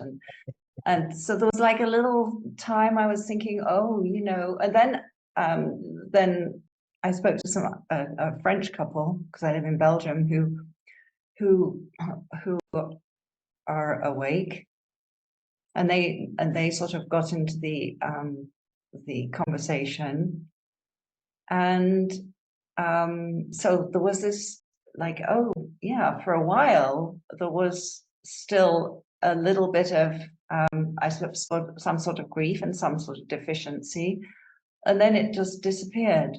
You know, it was like a process of, it's there, and, you know, but again, it was more not so much what I was losing, somehow how other people were perceiving me, and I was a little bit sensitive that I didn't want to be perceived as some sort of boring, negative person, you know. And so sort of seeing my role in that vis-a-vis other people, and little by little it just, yeah, sort of became more like Zen, whatever. And then a little bit more of an opening up too, towards going a little bit more back. It was, yeah, it was interesting. Receding and then working on something, and then sort of slowly, yeah. It's like a constant process. Yeah. There's like expansion and contraction, and you know, you go into a situation and there is a contraction, and then something releases and there's an expansion, and yeah.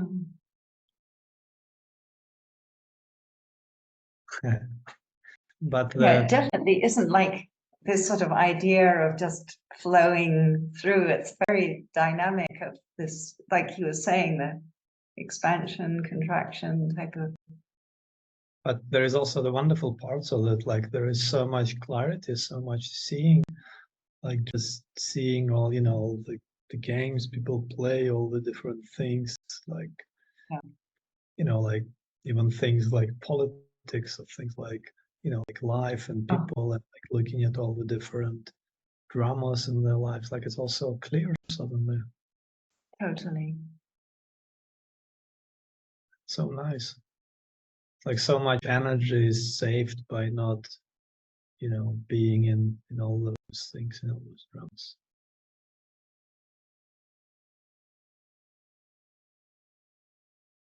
Yes, I really learned, my body really taught me, I think mostly from the seeing experiences with seeing, how when there was this just dropping away of any sense of that any seeing was coming from here. just it was just everything was was it was, and this just the whole dropping away of and total relaxation of the body was like, yes, you know, like this is it, this is sort of it. And then incorporating when I became a head on a stick, you know, sort of doing that, which is what I don't think you were there when I referred to myself as that, the ability I had of dissociating. But then saying, how can I bring this full experience of the when I'm having a direct experience of the seeing into when I'm engaging and doing all the things that I have to be doing, you know. So, and I'm actually going to have to go in a minute, so I'm being called, but that was really, the body was teaching me. But lovely chatting with you. Yeah, lovely to see you. Yes, I'm glad you turned up. Yeah. Yeah. Bye. Bye.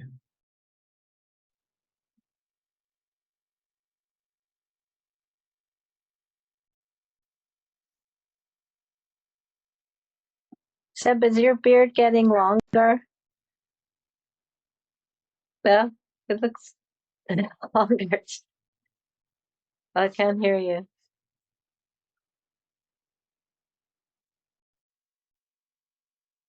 They still can't hear you. Can you hear us now? We can't hear you though. We can't hear you. No, we can't hear you. No, you're not muted, but we still can't hear you. Maybe it's the headphones.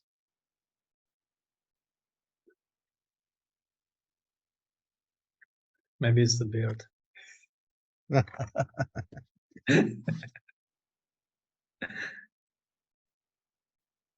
Yeah.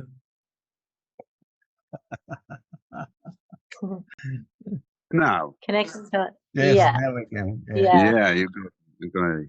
Right. Beard is getting longer. What? My beard is not getting longer. I don't think so. Okay.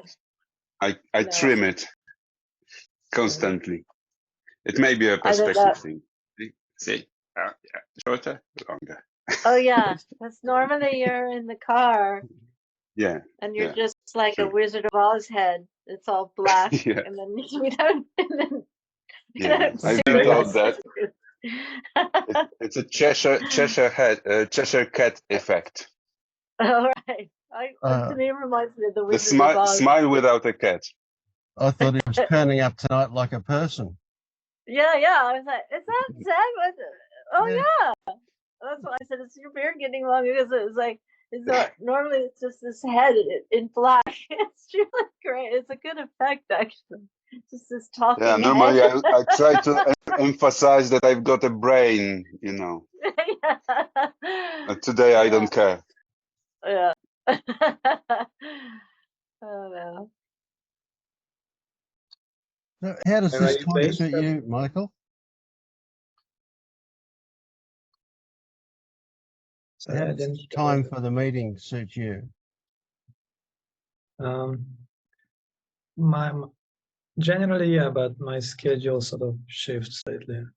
I was, yeah, generally it's good.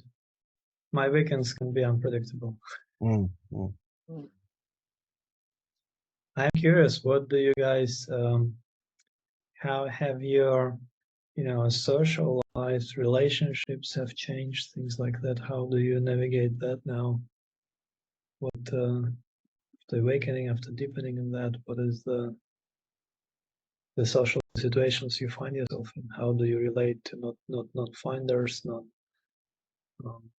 I'm not even talking about awake people, I'm talking about like people who are not in fundamental well-being.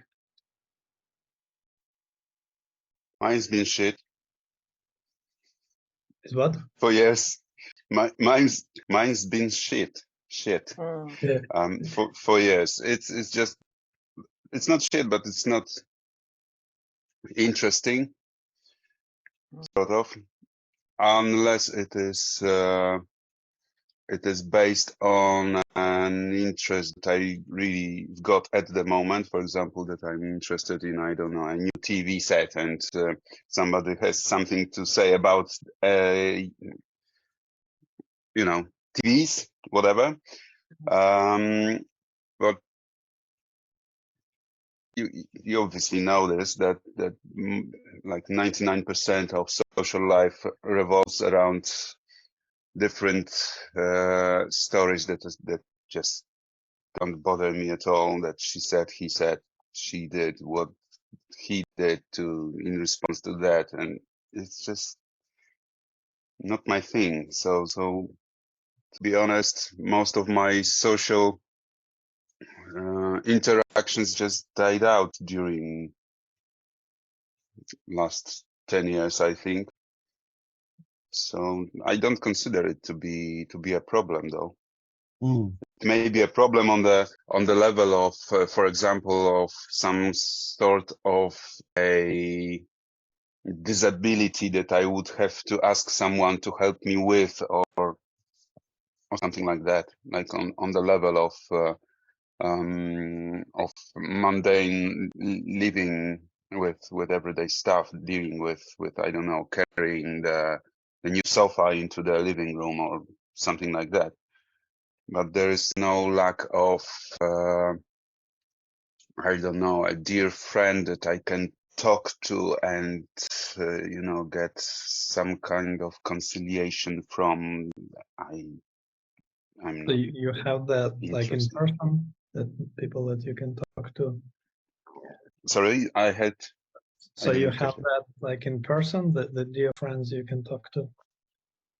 I don't have friends, to be honest. That's what I would say, because And there is, well, I don't think that anyone, well, I kind of do have friends, but they don't understand. When we go anywhere deeper, they don't get what I'm talking about, or they get it on the surface level, and they only take out from what I say that, for example, that I just don't care, or that I'm indifferent, or that I've got more important things to do or to be at, whatever. They create a story around it. They just wouldn't accept that it just, for example, doesn't matter what I think about something, for example, right? How do you feel about it? I don't. I don't. And they like, oh no, you are getting into depression. You have to talk about it with someone, with a specialist. I got a great number I got a number to a great person, right? No, leave me alone. Oh, so you don't like to pretend to, and play in it, that stuff. Yeah, I Like, used to, yeah. but I but don't that's see weird. any value in that anymore. For Yeah. years, I haven't seen. Yeah, then just don't want to. It's okay. Yeah. It's more challenging for younger people. Like you know, for people who are older, who are retired age, which is like most of the POK community, I think. You know, I think it's a lot less of a challenge because Perhaps. like younger people are just they're like too focused on their own, you know, relationships or work or whatever else. Yeah. Well, I'm not that young anymore. You look young. Thank you. That's relative, isn't it? Yeah. It is. Everyone looks I've young been. to me. When I've you're always an been old. 8-year-old, a 20-year-old is really old. I go to the doctors and I'm like, is your mother is your mother here? It's the doctor. They look so young. It's just like, Yeah, that's a trap. it just makes me laugh. I'm just like, I don't say anything. I'm just kind of looking at them like, Yeah. are you sure you went to med school, and I don't say anything, of course, but that's the kind of thoughts come in. That's true. That's It's like, It's hard not to yeah. talk to them like you're talking to a 12-year-old sometimes, isn't it? Yeah. Yeah. They never know what's going on anyway. It's like, oh, take some tests. Oh, okay. So true. Yeah, look, any of us, if we laid out our experiencing in front of a psychologist or a psychiatrist, we'd probably get admitted. So, that's just a perspective thing, isn't it? Yeah, I have quite a few times, to be honest. Right. And they just they wanted to treat me, and I allowed them, unfortunately, as well. Years back, Did they give you because medication? I didn't know. I thought, Mm. yeah. And They give you and I shock was treatment? tripping on it. Sorry? Not shock treatment. No, unfortunately not. But they gave me pills for depression, for anxiety, for treating the fear, instead of like there was something I couldn't join, but you were talking about I think it was Michael who was talking about when the thoughts disappeared and all the emotions came surfacing up. I think it was you, Michael, and that was the time that I had no clue what was going on, and went looking for help, for any sort of help, and ended up in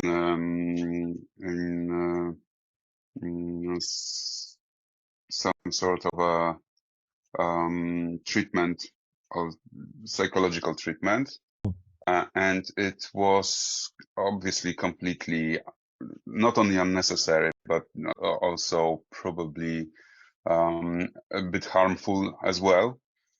And all you had to do is just to stay with these surfacing things that were no longer kind of pushed down by thoughts processes, and that was basically what we needed to do back then.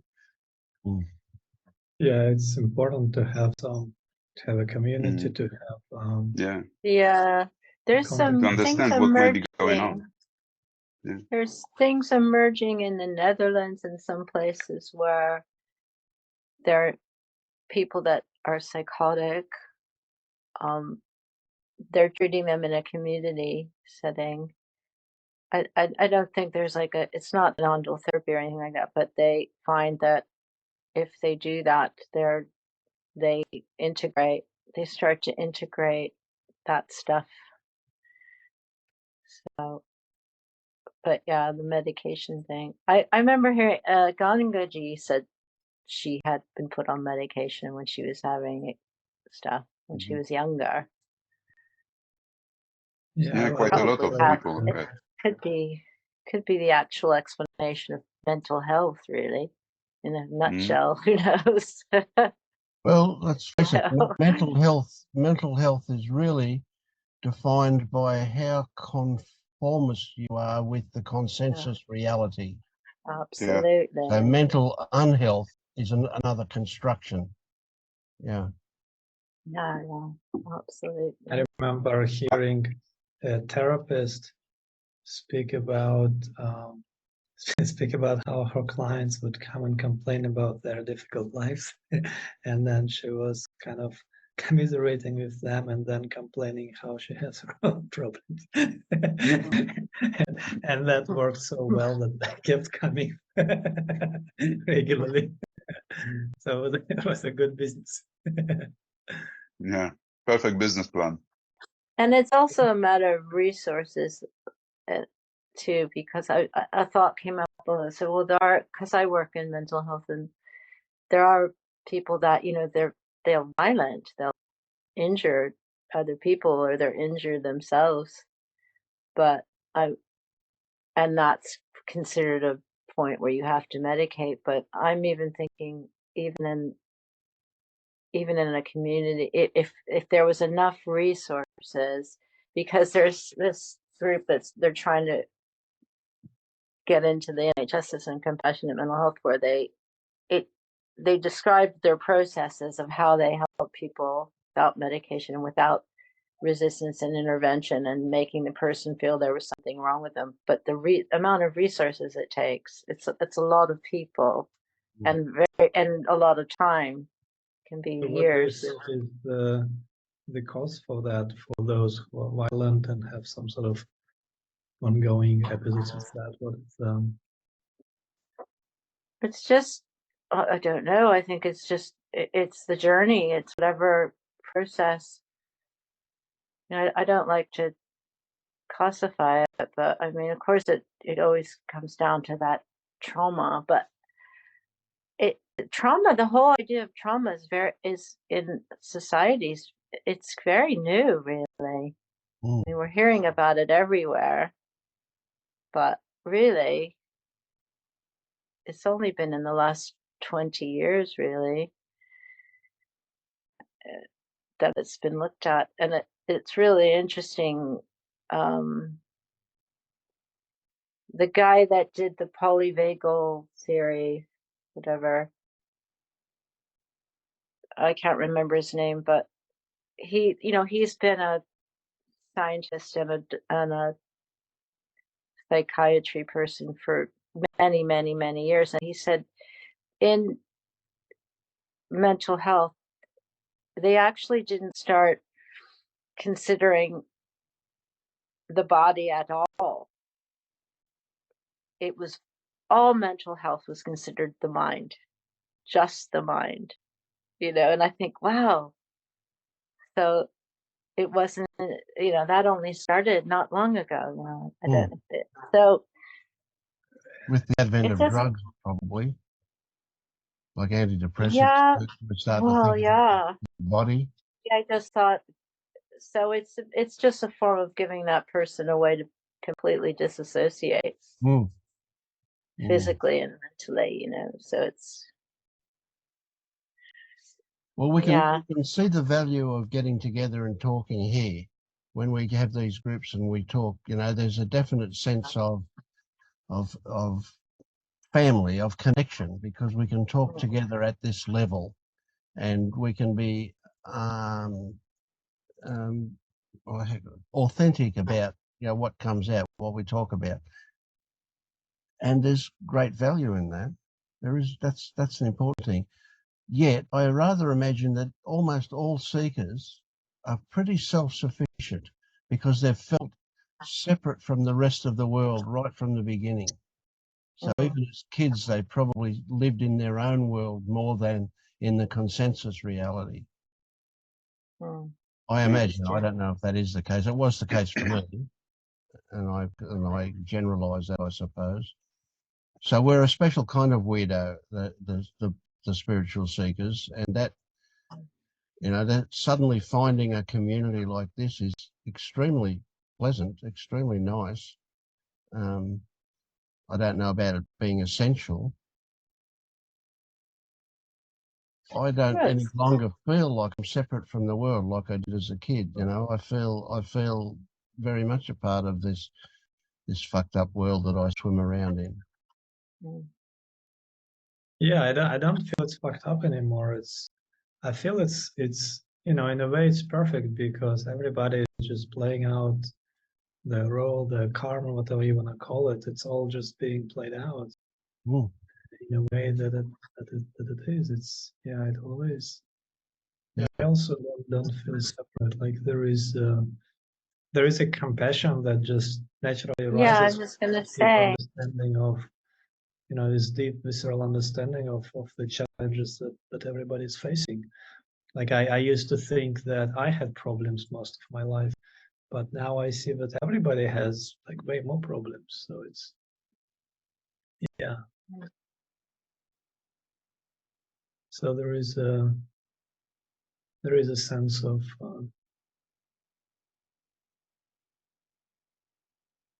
something. Yeah. You know, where I find value in these meetings is that most of the time when you talk with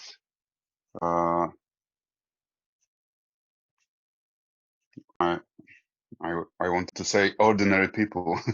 Yeah. You know what I mean. Yes. This is exactly the value, People so that I that can. think they're ordinary. They're Yeah. not. That's the thing. When we are talking, we don't have to look out for what we are saying and how we are saying, because there is a level of understanding that is not there when you are talking to ordinary people. They will try to convince you that Jesus is the only truth, or whatever else, really. Or there is no God, or there is God, or you know the story. And we have to look out for basically every word, if it is worded properly, because they will catch on it if it's not right, and they will kind of lean their argument against us on that slip of a tongue. And this is my experience when I'm trying to talk deeper with basically anyone from outside of our community, let's say. Oh yeah, I don't do that. I think it's Yeah, and it's sort of I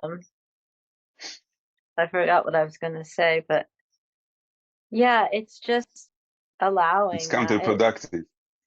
It's sort of and I'm less and less I'm masking, you know, what I think about which you know which at work but can be at work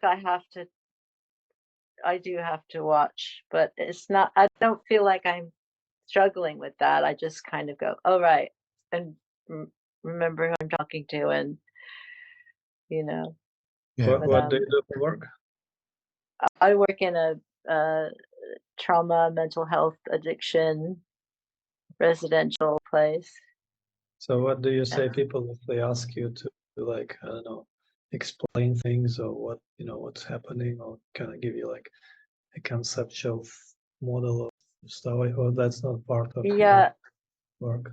Well, what was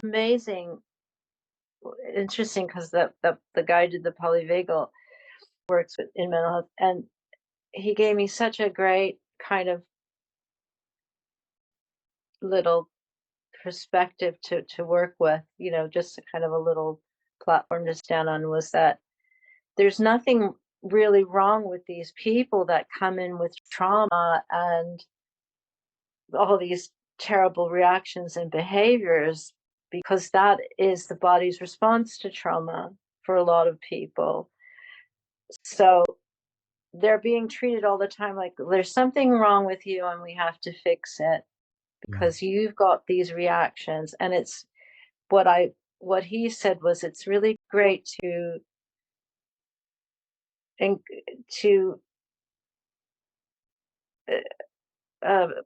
somehow communicate that this is great that you're here. You've there's really, this is not something unusual. This is how the body and the mind respond to the things you've been through. And you have to kind of allow, don't look at it as something wrong. Look at it that your body responded correctly. And now you're feeling the after effects of this. Yeah. So you need to start looking at, thanking yourself for being, and doing, and but it's only certain people that will work with it. Just depends where that person's at. So there's different things I do, but mainly I just try to get them into safety, and things, Pernilla will say that those safety places. symptoms that they come in with are actually their solution. That's Yeah. what the body's come up with as a Yeah, way it's to another way cope of with saying whatever they've got going on. Yeah. But it's And as just much as like it might be that fucked up, it's the best they can come up with. we have to yeah, kind of and with the phrasing too. So yeah. then you have to kind of have a sense of where the person is, because that can be too much for them. Because when they first come in, they want you to know that they're victims, and they want you to hear that they're victims, and they want to express that, and you have to allow that. Because if you say something to someone like, you know, anything like, "You're not a victim," that's they don't feel like they've been heard at all. Yes. You're just putting these things on them, these concepts on them, and it just so I guess you get used to kind of, where's this person at, kind of. And then also for me, I talked about this a while ago, where I'm not really doing it. I just kind of go there, and then the person's there, and I'm not thinking I'm not doing this or that. I just sort of, stuff comes out that seems to help. And I've noticed that, but then again, I notice there's certain things that I do say that, you know, sometimes it's my go-to, where I just immediately go, okay, boom, you know. But it's funny, because a woman came and visited the other day, and she was just like, she'd been there 2 years ago, and I didn't think I had any effect on her whatsoever, or not, but I didn't think she got it. We all thought, well, she's probably going to go back out and use and kill herself. I mean, that was the consensus of the other team members. But she came back to say, "I'll never forget when you said this, and I'll never forget when you said that."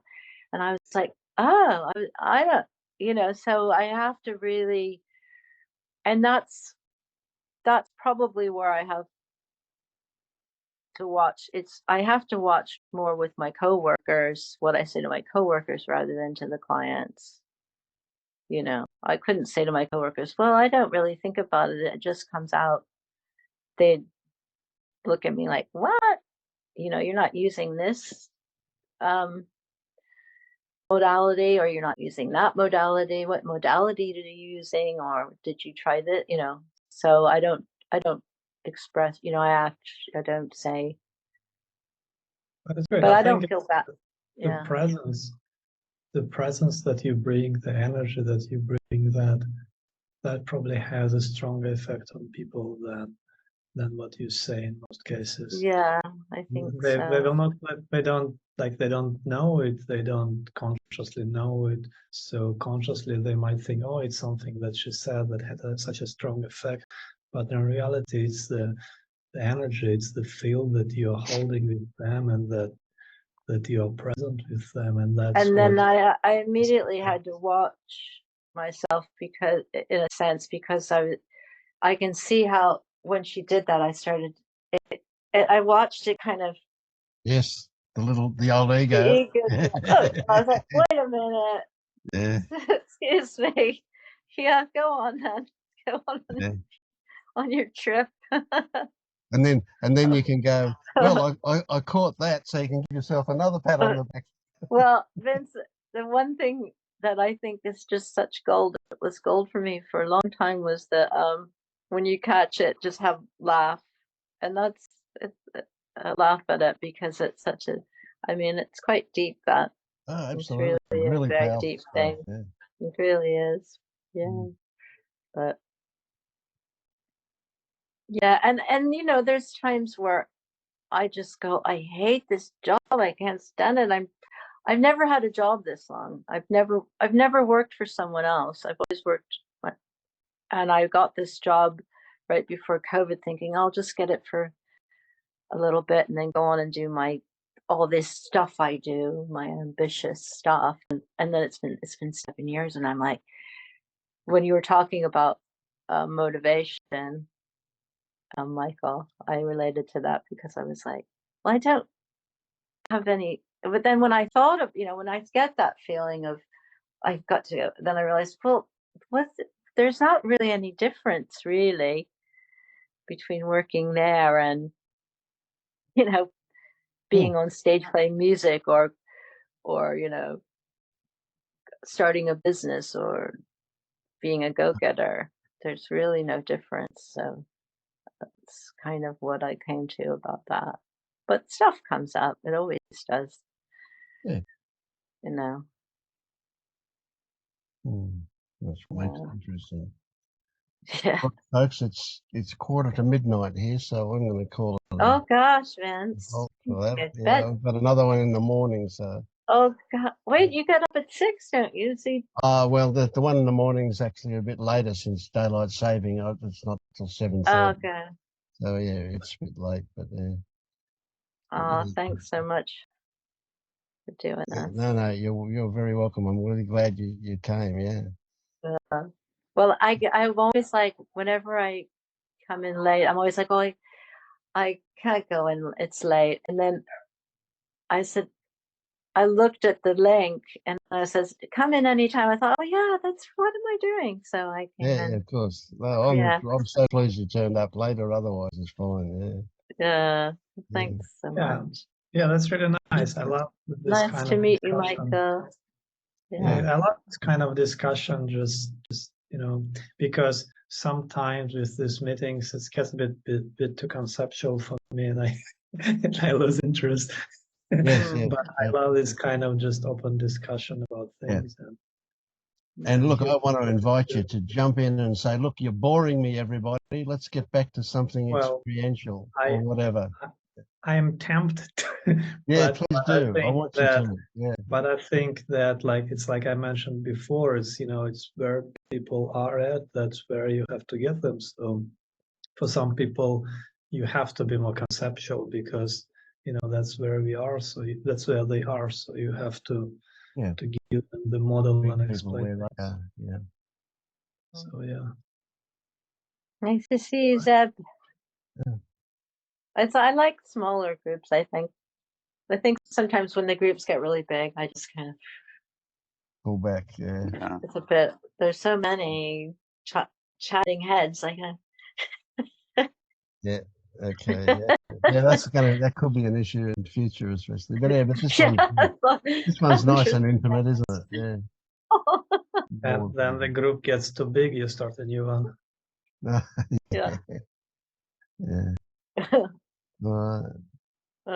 Bye, everyone. Seb, I want to declare my friendship to you. I still feel like we're friends. Bye, everyone.